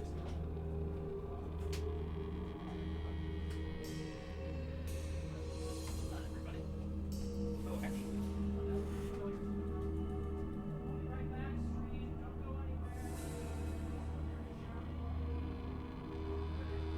Excellent work, cats. Well done. Functional members of Cat Society. Excellent. Dad jokes are the best. Kissing boys is the best. Kissing girls is the best. Okay. Oh, I should have named my cats Augur, Hope, and Zeal. It's funny because Ripley is Hope and Max is Zeal. Ella is only an Augur, a vision of, you know, into the horrible beyond. Okay, we're gonna... yeah, right, yes. Drawing a Tekalili without the miasmic crystal is gonna suck real bad. So we'll... Oh, fuck. This is potentially devastating, but I do think we have to just do it. Deep drifts will also cause me to discard cards and then drawing the weaknesses out of them. This is true. Jack is going to have to get away from the creatures. I could do a combo of what Crosshair was talking about, though. I could evade the terror, evade the... and then bring the Elder Thing with me, and then evade it here at the White Bluff. I'd have to keep evading it, but it's only 2 evade. Oh, and then it has 1 health at the bottom. So, in fact, let's do that. Only 2 combat. I don't know if I'm going to be able to kill it, though, is the problem. Yeah, let's do it. So, okay. Jack can see this massive creature bearing down on them as another reaches out towards Avery. And he realizes what he has to do. Exactly, Cthulhu. Which might be what I'm going to do. Actually, I could do that now as well. Oh, no, I can't do that now. I have to do it when I'm at the... Oh, shoot. I left some food out. Cats! I'm not putting the stream on pause. I'm a bad streamer. Don't know Luke is my guiding light. Luke would never leave a stream unattended like this. What do you think you're doing? Can anyone even hear me when I'm yelling all the way from out there? I doubt it. Did anyone hear me yelling all the way from out there about Pukajutsu? Also, as I was yelling, the cats were looking at me like... Oh, good, Aragorn. Wait, everything? Oh, I got some splaining to do.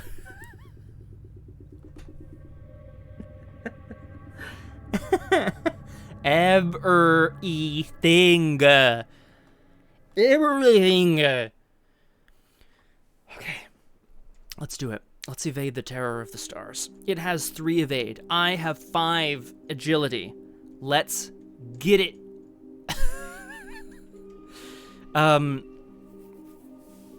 Yeah. Sounded pretty desperate. It is pretty desperate, Cthulhu. Don't worry about it. It's fine.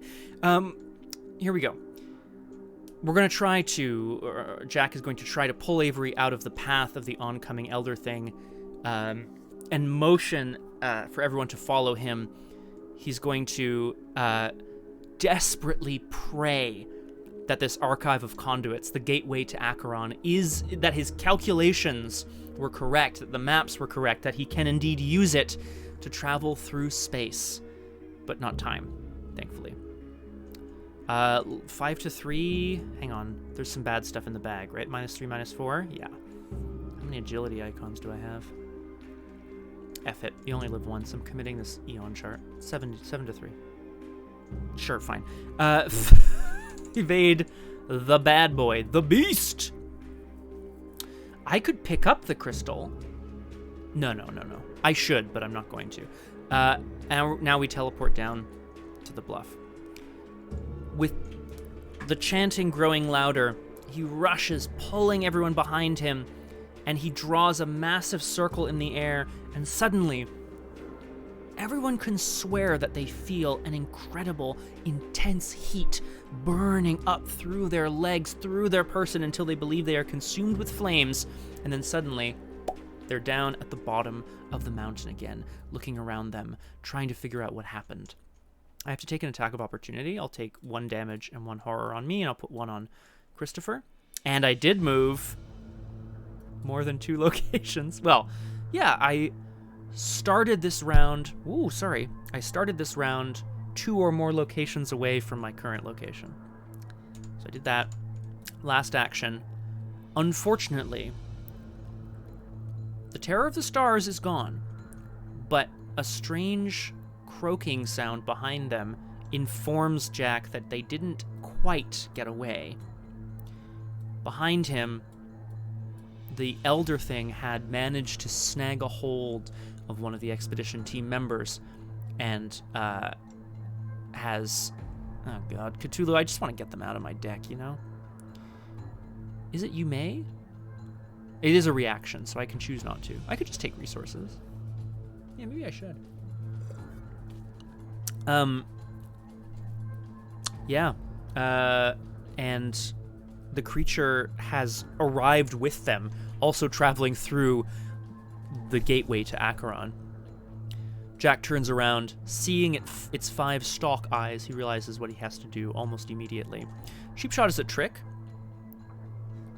What? Reading? It's no. Whoa. Reading. Trust me, I've played this game before. This is optional. It's an optional reaction ability. Okay? Don't worry about it. Cheap shot says, aim for the eyes, they told me. Oh boy, Cthulhu, you're not wrong. Although, I mean, Archive's not going to do as much for me anymore, so... Monterey grabs a hold of one of the ice picks that one of the it's not really a staff, it's a ski pole that someone was using to sort of lean on, a walking stick, and rushes the creature, burying the stick directly in its eye. Oh god, you're absolutely correct. Crosshair, yeah, I can't. Yeah, you're all correct. I don't want to lose the archive. I thought I was like, oh, there's ley lines on the locations. I can just do something with them. Do. Cheap shot, fight. Add your agility to your skill value for this attack, so I'm fighting at a 7 to 3. If you succeed by 2 or more, I will evade the enemy, but it only has 1 health here, so let's see if this cheap shot works. 7 to 3. Woo! Doggy! Alright. Dead constricting elder thing. As the ski pole pierces the creature's eye, it rears back. A strange screeching sound echoing, but through their minds only, collapses in the snow to join its frozen brethren. Jack casually tosses the stick back to the man who was walking with it, who kind of goes, woo, and just like tries to wipe it off. It is indeed. I started my. It's a reaction though, so I'm not gonna take. Dogs chase stick. Elia pulled over edge of cliff. Damn it, Aragorn, no! I mean, maybe Aragorn, I don't know. Damn, do I want this? If I get a Tekalili weakness, I have to resolve it twice. Take a damage, take a horror, discard 3 assets. Oh, no, I'm not doing this. Absolutely not. In the enemy phase... There are no ready enemies. In the upkeep phase, the cliff is non-Euclidean. Huzzah! Reading, one of the fan-made campaigns for this game has non-Euclidean as the location. So yeah. Correct, Crosshair. It says resolve the effects an additional time. So that would be, you would resolve it once, twice, 3 times. Yeah, that's how I'm reading this. And we go to upkeep. Phew. Okay. These are boots. These are not the screams of madness. Where did you get those screams of madness? Gucci. Oh, he's lost his mind, folks. Put him alone in a house for a week. Am I right? We go to 1 out of 8 doom. The terror of the stars howls from above as it looks for its prey. Jack kind of thanks his lucky stars that the gateway does work. Screaming as Gucci snuggled! Gucci snuggled! Aw, man. It's good times. So I'm going to hopefully wait for it to come down twice, and then I'm going to teleport up beyond it. Mythos phase, we go to 1 out of 8 doom, and I draw an encounter card. Ha! Uh-oh, that doesn't sound good. Peril. You must either lose 2 actions, or shuffle the top 2 cards of the Tekalili deck into your deck without looking at them. It is a meme reading, just because no one outside of this community has ever heard of it. I still like it. I'm actually going to choose... This is a wild choice. Yeah, I'm going to lose 2 actions because I'm waiting anyway, right? That's the plan. I think these visions... Jack is starting to realize that the visions are part of the landscape itself. They don't seem to be necessarily related to the creatures, although the miasma perhaps is the same basic element. As these vapors begin to rush up towards him, Jack takes the time. Jack rushes away and finds a hiding place. I'm going to lose 2 actions. So now I only have 1 action. Yeah. I guess I'll just... Oh, no, I'll take these spare parts. Haha! Yay! And I'm going to spend a supply off of them immediately to take a resource. It's free money. Spend a supply, exhaust spare parts, add a supply to another asset at your location, or choose an investigator to gain a resource. The archive uses ley lines. The embezzled treasure uses resources. Claypool uses supplies. and I don't have anything else on me. Okay. In the enemy phase, the Terror of the Stars begins its trek down, screaming down the side of the mountain towards the expedition party. Jack looks around and smirks. Don't worry, everyone. I have a plan. He takes out the book, The Gateway to Acheron, and you can hear the groans from the expedition team as they realize that his plan is going to involve them going through that horrendous burning sensation again. We go to the mythos phase, 2 out of 8 doom. And we draw an encounter card. Oh, thank you, Cthulhu. Yes, of course I lost all my clues. Rise of the Elder Things. Oh, man. Find the topmost Elder Thing enemy in the encounter discard pile. Spawn it engaged with you. Each Elder Thing enemy currently engaged with you gets +1 fight and +1 evade until the end of the round. Well, the topmost Elder Thing in the discard pile is, of course, this bad boy, who I might just end up evading again. If I could deal him a single damage, he only has 1 health right now. Hey, Flower, never say never. I might end up embezzling a bit more treasure. You never know. I will ready the spare parts here. I don't know why I didn't ready. Oh, God. Okay. Oh, jeez. Yeah, I think we're just going to... Oh, boy. Let me go back to the investigation phase.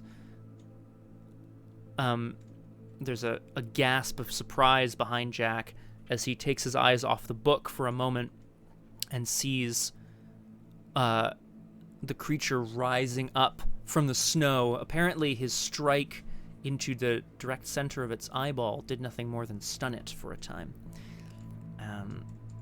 Oh, I didn't actually... Did I press upkeep? Hang on a second. What happened here?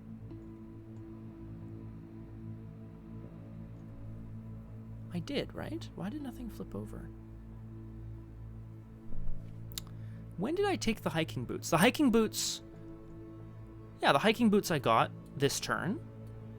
No, I only had 1 action, and I used it to pick up the spare parts, and then I took a resource. So, in fact, I have to upkeep now. My apologies.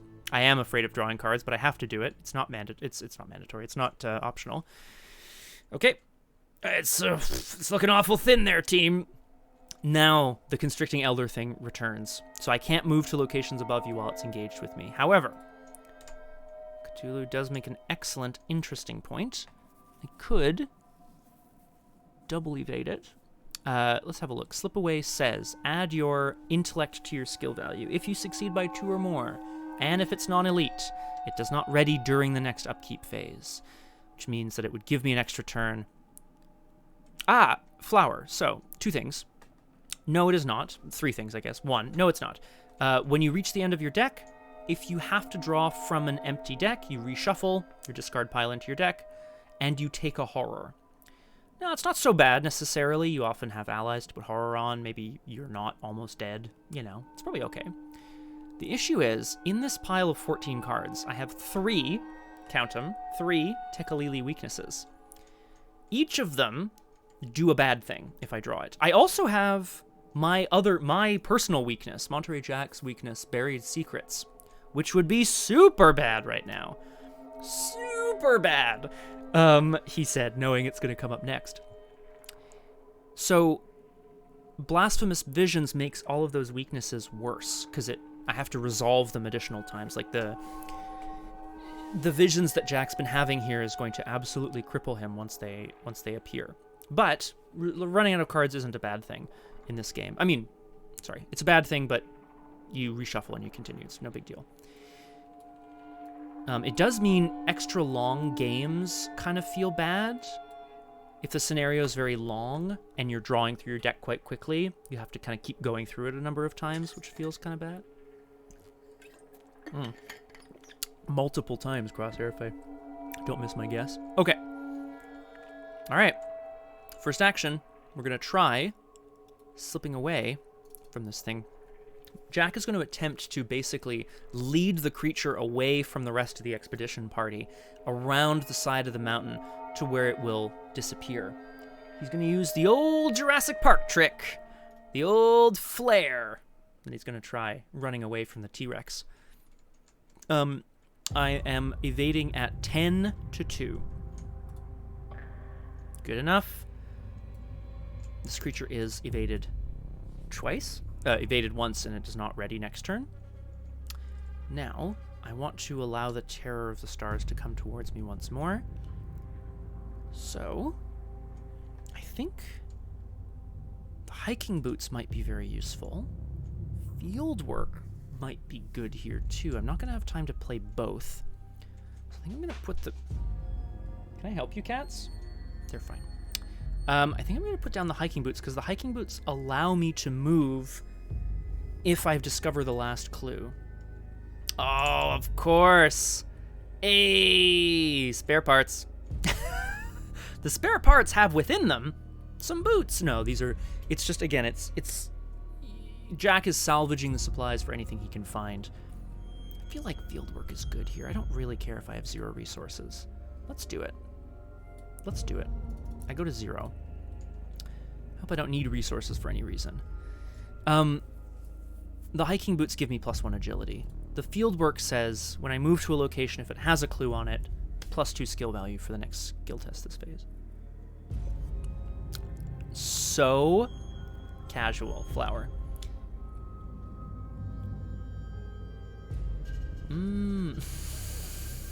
Very good reading. Oh, God, Crosshair, don't even. In the enemy phase, the Terror of the Stars continues to bear down upon them. I'm imagining this sort of like, Braveheart, like, hold. Jack has led the Constricting Elder thing away. It doesn't ready, so still exhausted. But he is waiting for the opportune moment to try to teleport the hell out of here. Upkeep draws us a Pathfinder, and we go to Mythos. 3 out of 8 Doom. We gots to go. I really want to go pick up... Oh, God, am I going to pick up all of these things, or what? That's a good question, Flower. I tend to agree. How does the horror get weaker the further down?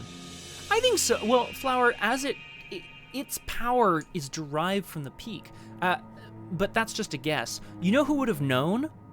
Dr. Amy Kensler. But it killed Kensler first. Why? Coincidence? I think not. We go to Mythos phase. We draw an encounter card, Hypothermia. Oh, God. Oh, wait. Oh, God. Oh, my God. Test Will 3. If the level of your location is 4 or 5, it's not, reveal an additional chaos token for this test. If you fail, add a frost token to the chaos bag, lol, or take a horror for each point you fail by. Well, I can't take 3 horror, but Mr. Claypool is looking awfully snuggly. Kensler's just like, Jack, don't forget, the Terror of the Stars weakness is... Son of a... I can heal horror as well. I mean, look, I'm not passing this test. So, let's just get that out of the way. Jack running the creature around, teleporting through Hades, has all led to... Do I even have will icons, though? Oh, hey! Look at that! I have will icons. Yeah, I'm probably not going to play them, right? So we're going 3 to 3. Yeah, sure. -1, move to the location directly below you. Can't get lower than the white bluff, baby. I fail by 1. I'll take a horror. I'll put it on me. It's getting scary. The cold is more than nipping at his extremity. Good shout, Cthulhu, thank you. As he gets ready to activate the archive once more. Oh my God. Good luck, everyone. We're going to use the archive to teleport the entire team once more back up the mountain to the deep drifts. I have to discard the top 3 cards of my deck and draw any weaknesses. Good luck. Not a weakness? It's a weakness. I'll look at that in a second. Not a weakness. This says take a horror. Well, Shit, sorry everyone. Oh god. Still came that eldritch mocking cry. Tekalili. Tekalili. The visions are still standing on the snowdrifts here, mocking Jack with their call. Their mouths agape, the shrieks coming from within. I have to take 3 horror.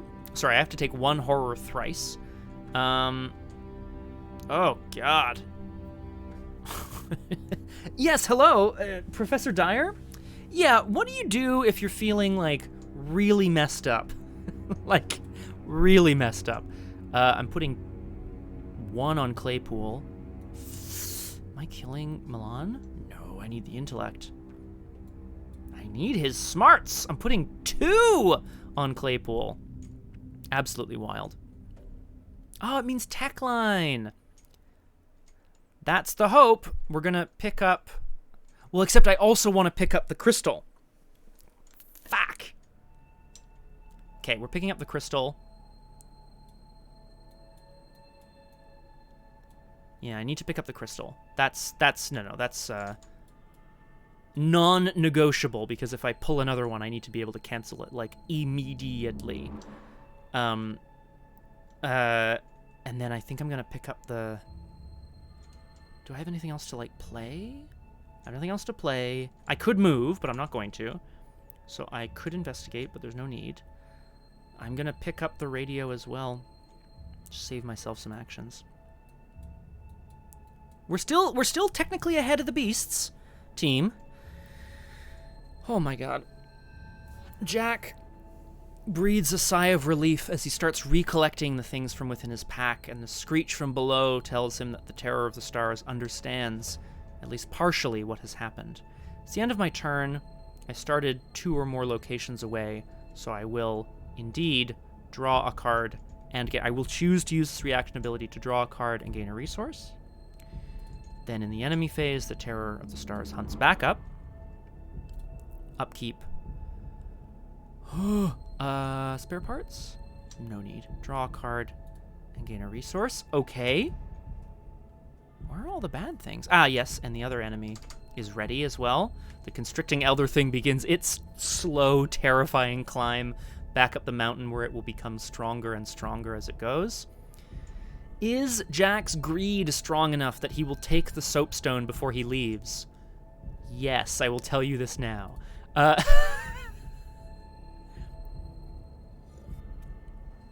We go to the mythos phase. Avery's almost dead. The radio will call us the... Yes, here, let's see. Professor Dyer says, spend a secret, so I don't have to spend the secret. Exhaust Dyer, heal 2 horror from an investigator or an ally at your location. Another ally, rather. So I could use that twice, once on me and once on Claypool. Maybe I don't care. Maybe I'll let Claypool go crazy. Feels bad. Fail word. Mythos. We go to frack. 4 out of 8 Doom. Look, I just need to go up 1 more location, clear it off, move up 1 more location, and do whatever the summit says. The summit probably says, kill the Terror of the Stars. Haha. Bullshit, probably. Mythos. Hypothermia again. Uh-oh. Uh-oh.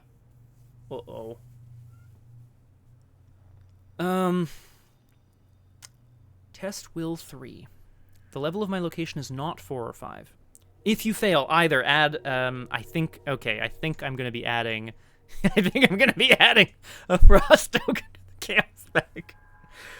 The shivering is much worse now as Monterey Jack realizes that he has very little time left on this mountain before they need to find shelter. I'm testing 1 to 3. I have no icons. I have nothing to do. I can't use the radio to cancel it, unfortunately, but I will hopefully heal myself. Whoa! Momentarily. What was that sound? Just gonna go check on the cats again real quick. You know what I'm gonna do? I'm gonna see. No, it doesn't matter. I'm gonna check on the cats because I'm gonna fail this test. Cats, what's going on out here? All this banging and running around. Huh? Where are you? Actually, where are you? Cats? No.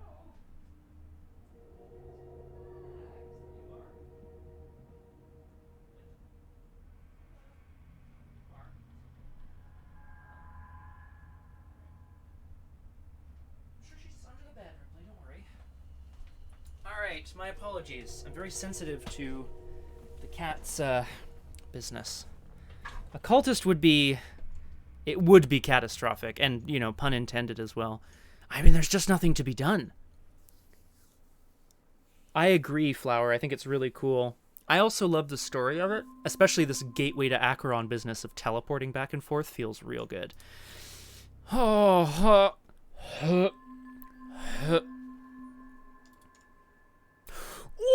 okay. Now, I don't pass, but I only take one horror. Or I put a frost token in the bag. Now, one horror would kill me. Kill Claypool. Kill Milan. Yeah, I think it is. Oh, sorry, Chrissy. Oh, boy. I don't like losing an intellect, but I tend to agree. The frost token stays with you forever. Just, you know. Sorry, bud. The professor of entomology, but he couldn't study how to put his gloves on right. No, that's rude. He's been through a lot today. Milan has been through an awful lot today. And, you know, has to... kind of shudders as he sits down on the sledge. No, Flower. That's a good question, actually. So, Flower, great question, and I'm super happy to exchange. I realize I'm just jumping into the game, right? Like, if there are mechanics that you want to know more about, let me know. Cards in my deck are available to me between, you know, for all the scenarios of the game. There's a specific keyword that takes them out forever, but that's not one I'm playing with right now. He's been removed from play for now. If I can somehow get him back into play, perhaps through some sort of chance encounter or by, you know, letting him have time to sort of sit in there for a while and feel better, he could come back. This guy, however, Avery, and the rest of the companions, the expedition team, they are special, and their horror and health values are, and that's true as well, Cthulhu, thank you, their horror and damage values will carry over scenario to scenario because we care about them. I just also care about myself. Okay, what just happened? Right, we killed Milan. Sorry, bud. Okay, I want to pick this up. I want to move. I want to call the professor. If I move, I have to move because otherwise the terror hunts me. So if I move, I will investigate. If I play... No, it was... oh, yes, sorry, Crosshair. It says +1. If you started this round one or more locations away from your current location, gain a resource or draw a card. Oh, super bad, Cthulhu. So that would not be good. I want to call someone. I want to move. Let me think about this for a moment here. I need to heal. I need to move to get away from this guy. I could leave the soapstone behind. If I left the soapstone behind, it would let me move, use fieldwork to investigate, and call someone. Soapstone. But the greed! The greed! No, but I have to do this, right? Because I don't want to... Damn it. All right. Greed is very good.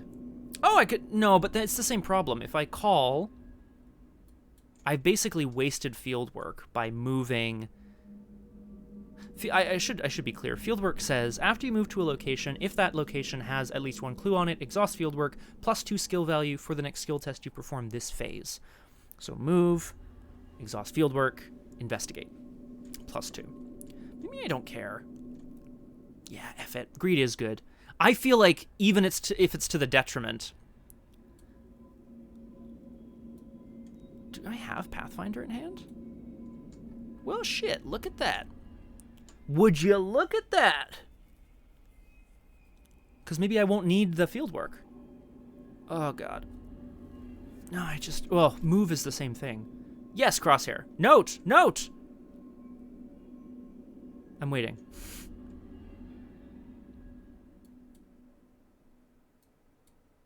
Ah, yes, correct. Yes, that is a good point. That's a good point. I have to move, and I have to call someone. So you're absolutely correct. So, playing Pathfinder doesn't actually get me anywhere because the hiking boots will get me up the mountain as well. Is the thought. Is the assumption. Okay. Yeah, I do agree, Flower, but like I don't want to, right? I'm gonna spend a supply from the radio, and we're gonna call Professor Dyer to heal 2 horror from me, Monterey Jack. And then, oh my god, a free trigger move is always good, but I think we just need to go. We need to go, and we need to see what it is. I love picking up this soapstone. It's such a good. I love it. Okay. Here we go. Wish me luck. Last action is move away from the baddies. 4 shroud. 1 clue, the rocky ledge. Classic. After you move to rocky ledge from a location below it, shuffle the top card of the Tekalili deck into your deck without looking at it. That's a lot. I think there's still 3 in there, maybe 2 or 3. After you move to rocky ledge... Oh, sorry. They had crossed the icy peaks on whose templed slopes they had once worshipped and roamed among the tree ferns. What? What?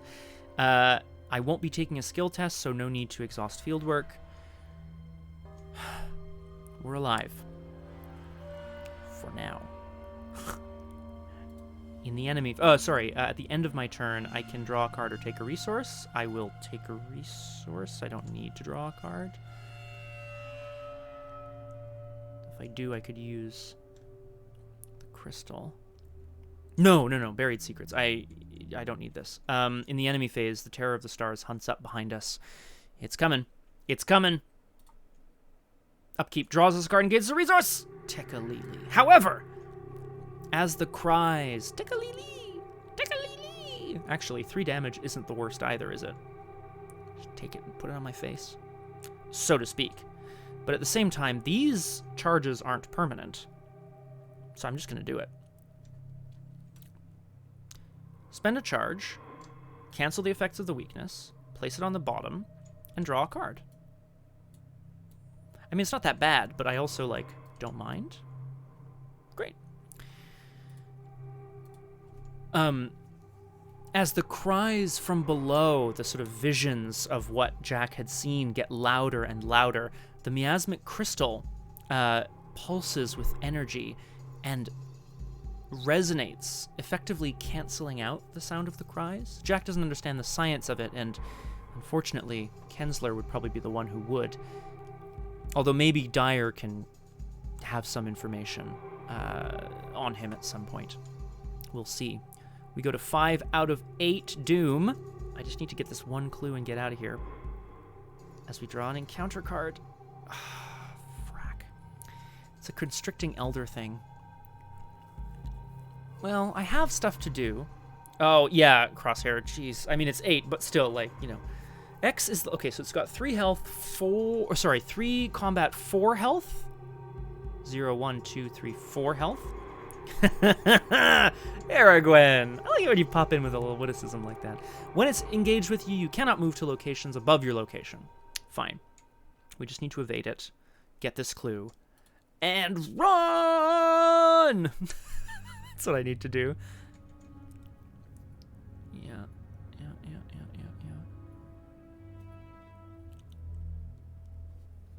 That's a free move for 2 resources.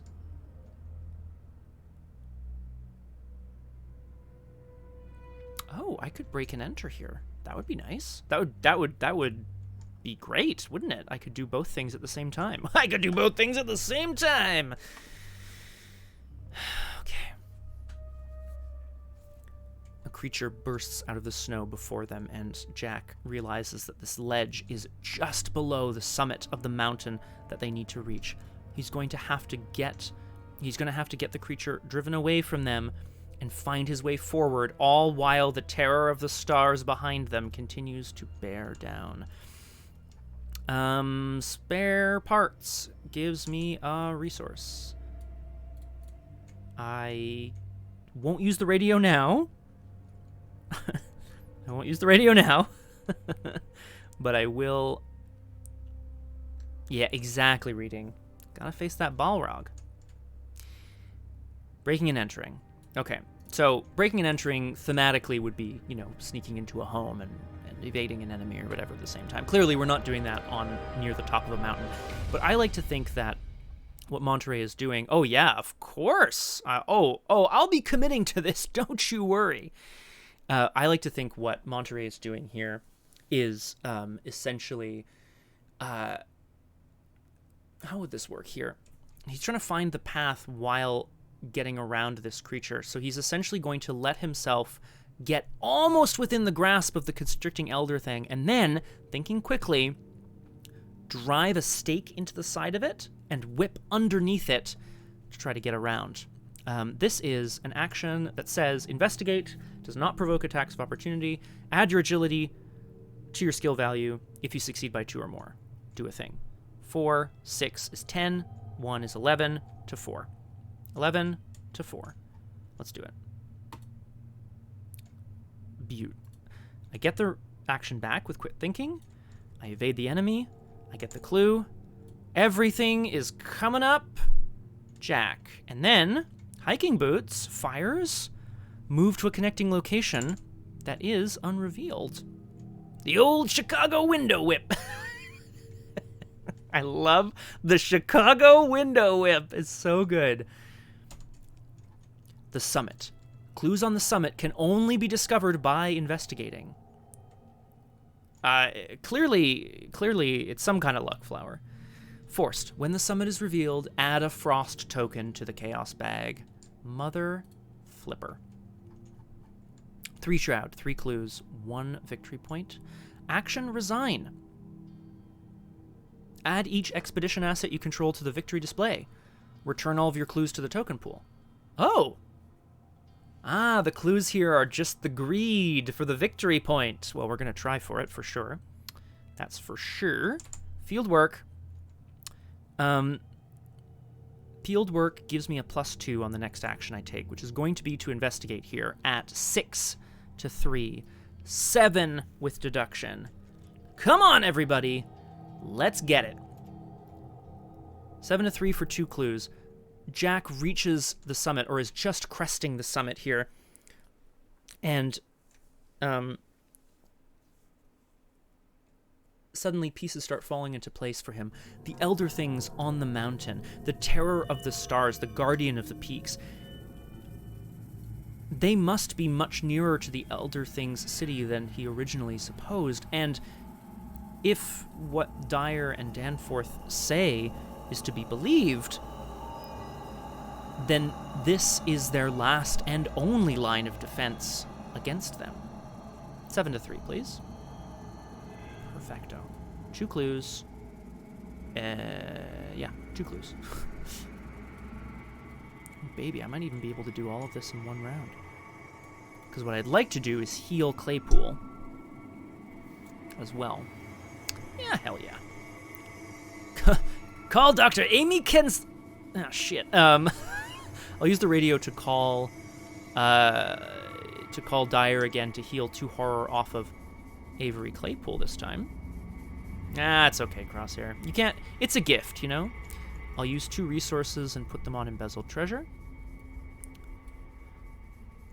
Last action, I will, I guess, try to get the last clue here. Well, I should have lost a clue when I moved up. Sorry. I'll try to get the last clue here, I guess, just because I'm here. I'm investigating at 4 to... Wait, hang on. If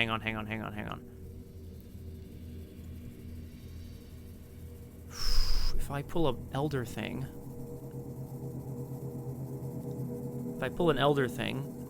the terror of the stars moves up again. Woof. Oh, God.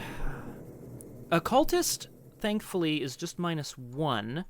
If you fail, move to the location directly below you. So I'm 4 to 3 right now, so at least that won't do me too much harm. The issue is the -3 or -4 is worse.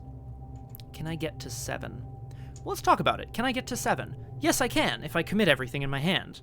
Let's party. 1, 2... Is this a bad idea? Hell yeah, it's a bad idea. Thieves' kit, sneak attack, whatever. Get it all out of here. We're getting this last clue, and we're getting the heck out of here next turn. So, 4 intellect, 5 intellect, 6 intellect, 7 intellect. Oh boy. 7 to 3. Frost token. Frost token.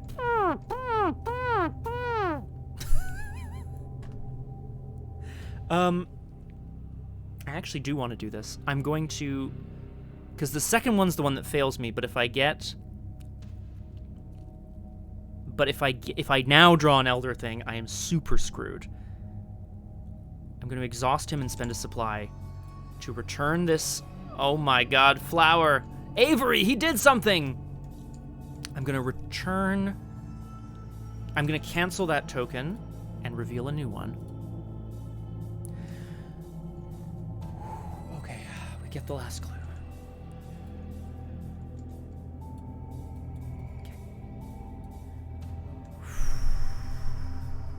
Oh, I should have exhausted Embezzled Treasure because I did it this round. Oh, okay. Oh my god. Okay, at the end of my turn, I started this round down a location, so I will gain a resource. In the enemy phase, the terror hunts up. In upkeep, the Elder Thing readies, and I draw cards and gain resources. That's fine. Jack breathes a sigh of relief as they spot below them something that looks, well, it doesn't look like a city, but it sure as hell looks like shelter. Oh, thank you, Cthulhu. It's definitely, the terror was here and it's hunted twice, so I'm going to assume the constricting Elder Thing's hunted twice as well. Thank you. I completely forgot about this bad boy. Was it once behind the boss? Did it make it all the way down to here? Yeah, it did. You're right. Look at that. Huh? We go to 6 out of 8 Doom. It readied on the same turn that the thing moved down and then they... Yeah, flower. I mean, well, you know, flower. That's the idea. Let's see what our encounter card draw holds for us. Whoa. Revelation.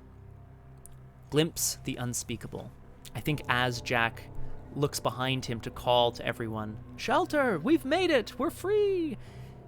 He sees, standing amongst the group, the disemboweled corpse of one Dr. Amy Kensler, pointing at him and mouthing the words, "You did this." Draw the top card of the Tekalili deck, resolve its effects, shuffle it into anyone's deck, instead of placing it on the bottom. Well, let's see what it says, right?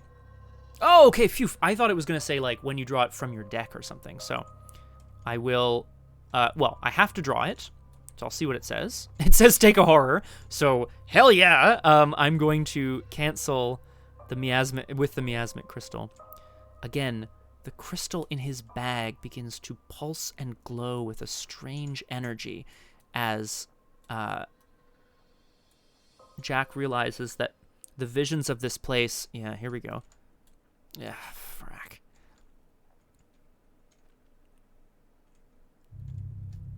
I'm gonna just take this 3 damage. No. I'm just gonna take it. 1, 2, 3. Ow. Because I'll be resigning. Is my music still going? I think it is. Yes. The crystal thrums with the strange energy, and once again he realizes that thank you, yes, flower, I definitely will. He realizes that there's strange geology in this place that seems to resonate with the creatures themselves and perhaps the memories stored within. It's strange, but it almost feels like the creatures here and the strange cry of Tekalili seems to recall for him visions of bad things that have happened to him directly. Yeah, Revelation, draw the top card of the Tekalili deck and resolve its effects. Reaction, when you draw a Tekalili weakness, spend a charge, cancel. Yeah, it feels good. Draw 2 more cards with Danforth. Try to die. Why? I will exhaust Embezzled Treasure and put 2 more resources on it from my resource pool, and then I'm going to action Resign. Add each expedition asset you control to the victory display. Why? Why would I do that? I have no reason to! I am waiting, Crosshair, but I will see what you have to say. Because I could go up to 10 resources on this fucking treasure, right? Is that what this is? Greed has limits, my friend. It does not, obviously. Oh, that is an interesting point, actually, because you're right. I have in here 2.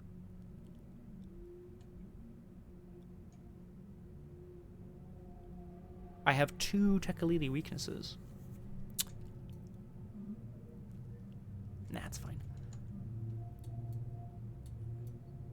Because what I don't want... you know what? That is actually a good point. I have an action to resign, so... I mean, story first, right? But no, the crystal's charges want to rid him of things. That's gone. Yeah, because I would basically draw once, maybe cancel the effects of it. Maybe. Ah, hell, I'm doing it. Draw once.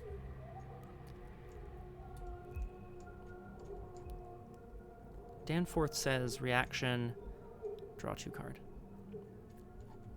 Buried secrets. Put buried secrets into play in your threat area. If your location can be investigated, you cannot move, except by scenario card effects. Action investigate. If you succeed, instead of discovering clues, discard buried secrets. If you fail, you may take 2 horror to shuffle it into your deck.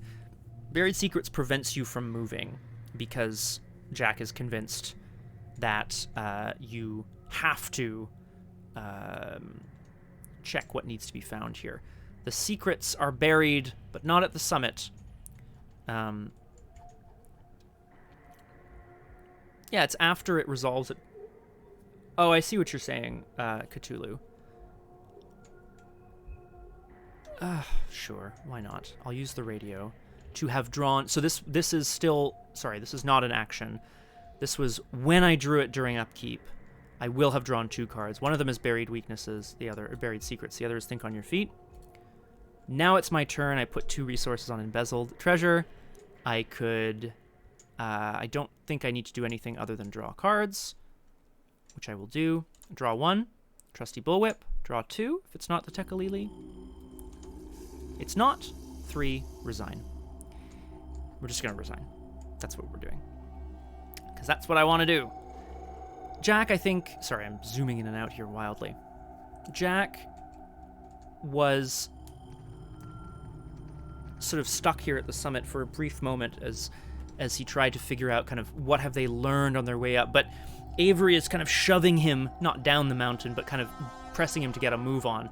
Things are coming and they need to find shelter. Stat. A city of wonder. After a long and arduous journey up the mountainside, you've reached the Forbidden Peaks.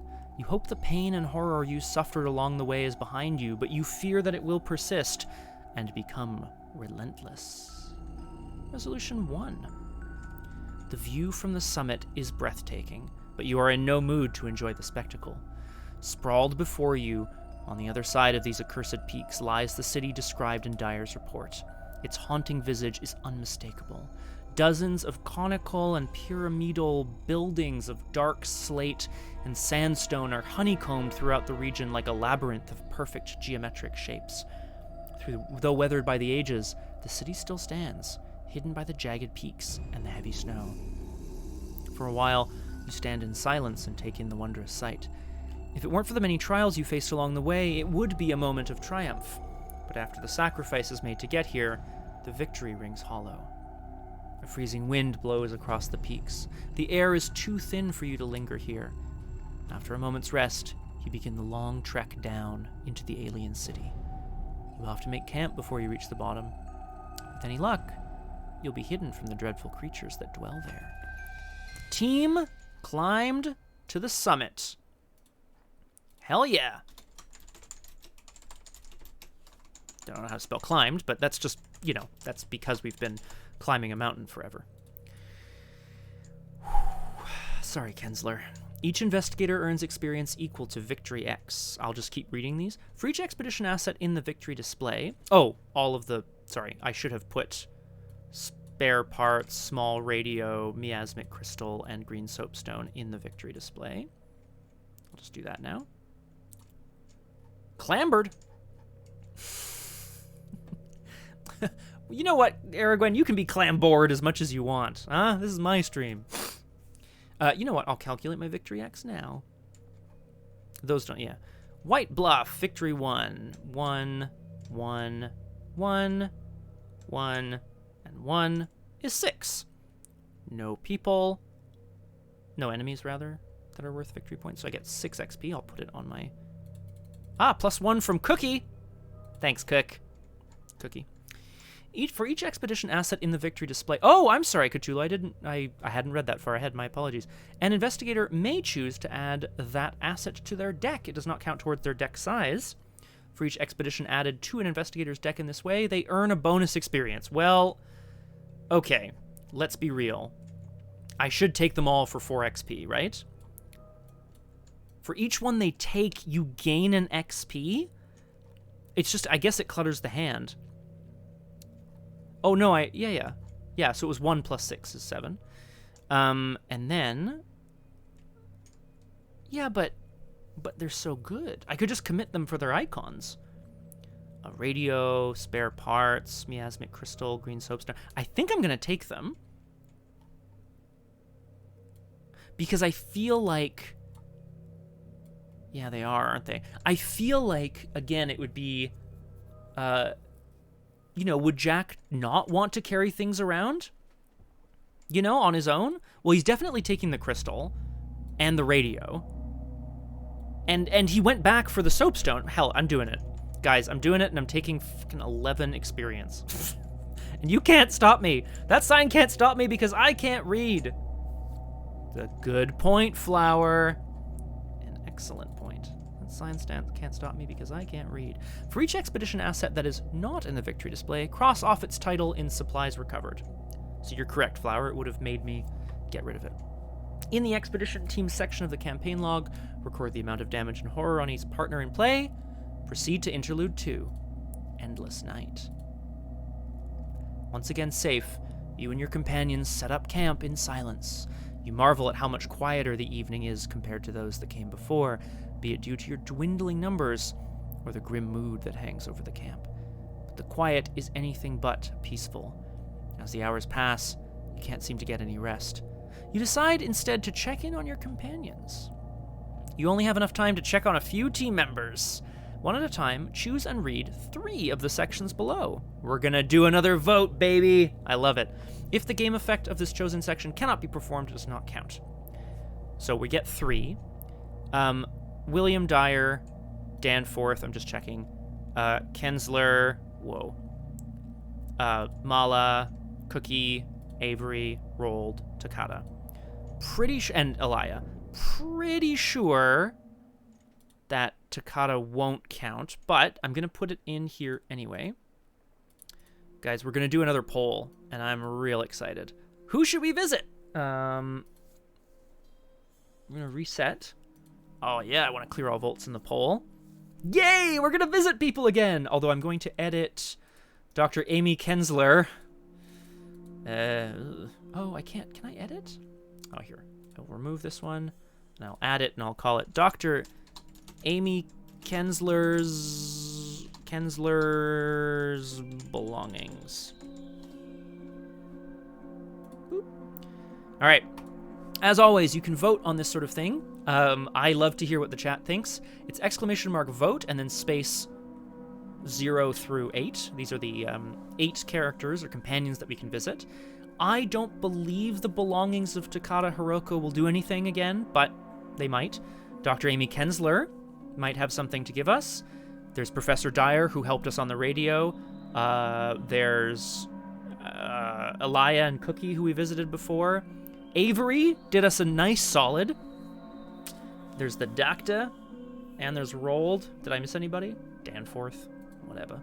Oh my god, the votes are coming thick and fast.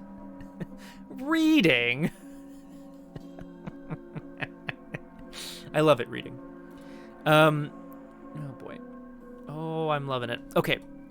This is exciting. So, as Jack kind of sits in camp, contemplating what he's going to do, I'm actually just going to clean these things up in the meantime here. I'm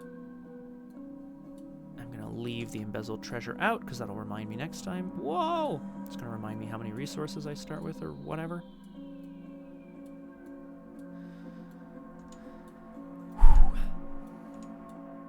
There's a gloom that hangs over the air, or that hangs in the air, I should say, as people realize that this expedition is taking much more of a toll than they would have expected. I start with 9 resources next scenario, which is just... Ooh, sorry. Lets me play out whatever I need. Jack stared at the camp at the other exhausted trekkers and stroked his stubbled chin. Who do I like the most? And who's the most useful to me? A dark shadow rippled under his skin. So, Cthulhu, I have to tell you, and I feel like you'll appreciate this, I really didn't think this was going to go well. The archive of conduits that I chose felt like a bad choice. It's the one, I mean, you saw it. It's the one that says, you know, here's a ley line, move to this location, and remove the ley line to investigate. I was like, look, Jack's going to be zipping around the map, and he's going to want to investigate, right? Like, maybe that's not a bad idea. Turns out, in a scenario like this one, it is much stronger than I expected. Man, the allies are really dwindling here. All right. So this has been updated. Excellent. Just checking. Did I add any, like, curses or whatever? No. Okay. The poll is closing. I agree. Do we have we do not have outright winners. So I am going to choose from amongst our winners. There is a tie between Avery Claypool the guide, Elia the dog handler, Cookie the wild card with a gun, Professor Dyer, Dr. Amy Kensler's belongings, each of which have 2 votes. Avery is a for sure for me, and Kensler is for sure for me. Maybe we'll have a runoff for the rest. Oh hell, we're having a runoff for the rest. I'm really, really, really enjoying this sort of thing, folks. So, who am I having a runoff between? I'm having a runoff between Elia, Cookie, and Professor Dyer. So I'm going to remove everyone else. No. Yes. Remove. Elia, Cookie, and Professor Dyer. Oh my god, I'm so excited. So you may vote. If you choose, you may vote in this new poll that's going up. This is going to be our last choice. Sorry, hang on. Sorry. I will reset the poll, and I will start it here. I know I'm flooding the chat. If you're watching this on the VOD, I'm so sorry. But this is why you should come to the live show, baby. Ugh. In the meantime, if everyone's all right with it, I will start with Avery and... Avery and Kensler's things. Okay. Who's first? Dr. Amy Kensler. If Dr. Amy Kensler is crossed out, an investigator did not already earn her Memorial of the Lost card. You survey the research notes left behind by the leader of the doomed expedition. Doomed? Oh, well, that's the name of this show. Surely if anyone could make some sense out of what you've seen so far, it would be Dr. Kensler. Perhaps she knew more about these creatures than she let on. You scour her tent and filter through her belongings until you come across a thick journal. Roll credits, ding. A thick journal filled with meticulous notes regarding the journey to Antarctica and the first couple days you spent unloading supplies and setting up camp. From there, the notes become less detailed and more jumbled. Her recounting of the days leading up to the plane crash is less a well-kept diary and more a delirious tangent. Oh god, she wrote of walls dripping with black miasma, an endless void beneath the ice, something evil and alien that dwelled at the core beyond the gateway, and then nothing. Dr. Kensler had not been one to recount dreams or author works of fiction. Something had rattled her. Something had made her see the things of which she wrote. But how? And when? You sit and continue her documentation with your own record of events, hoping grimly that if you don't make it off this continent alive, someone will read this and know what transpired here. Any one investigator may add the Kensler's Log story asset to their deck. Let's have a look. Kensler's Log. I'll just have a look at it. I'll probably take it, but let's see what it is. It's a 2-cost asset that takes up a hand slot. It seems to be a log of her studies so far. It says fast, uses 2 secrets. Action, spend 1 secret, investigate. Either investigate with a base skill of 5 or get +2 book for this investigation. If you succeed, discover an additional clue at your location. Easy money. Let's go. I'll take it right away. The log is mine. The log is ours. If Avery Claypool is alive... Was he the other one? Yeah. You find Claypool at the edge of the camp, looking out over the alien city. Remarkable, isn't it? You nod and mention that the architecture is unlike anything you've seen before. No, not that. That too, but look. He points to the enormous peaks looming around the city in every direction, like a boundary. It's built to block and funnel the wind. They chose precisely the right place to build their city. And the way these structures and streets are built, they're mostly protected from excess snowfall. He glances at you meaningfully before continuing. These creatures chose the harshest place on Earth to make their home, and despite all odds, they thrived. Obviously, Avery's from the other harshest place on Earth, Australia. If my dialect didn't give you that indication, that's what I'm attempting to do here. You wonder if perhaps this means the inclement weather you've faced thus far will abate during the next leg of your journey. Unlikely. A lot of the natural safeguards they built in their city seem to have withered away. There's likely a lot more ice than there would have been back in their time. But I'll make sure we avoid the nastiest of it. Claypool's predictions help you stay safe from inclement weather. Remove a frost token from the bag. You beautiful bastard. I love you to death, Avery Claypool. All right. The poll is up. Well, it's Elia or Professor Dyer. The runoff has resulted in a tie. So, just for my own, oh God, heartwarming. Damn it, Cthulhu. I think we're gonna go talk to Dyer. Well, hang on, let me think about that for a second. I'm pretty sure that's what Jack would do. Jack liked the doggo. Point clip. Jack liked the doggos, and it helped. But I have a feeling that he wants to at least get a sense of what Dyer's thinking before getting into the city. Perhaps he'll have some sort of insight into where they should go, what they should do, or at the very least, he can thank him for helping him out on the radio. Deja vu.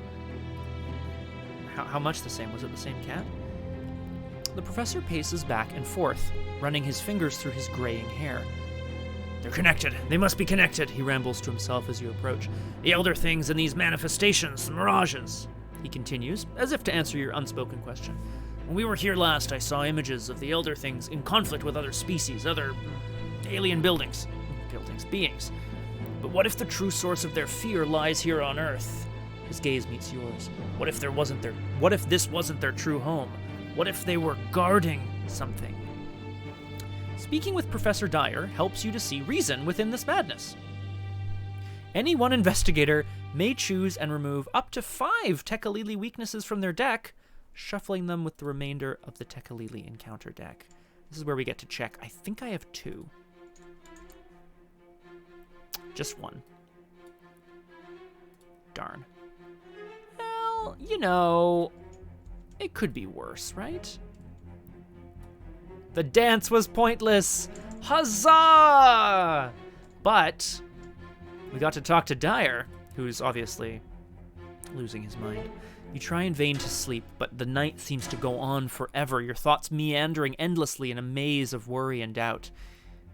If you have already played scenario ? Fatal Mirage this campaign? What? Otherwise, check the expedition team section of the campaign log.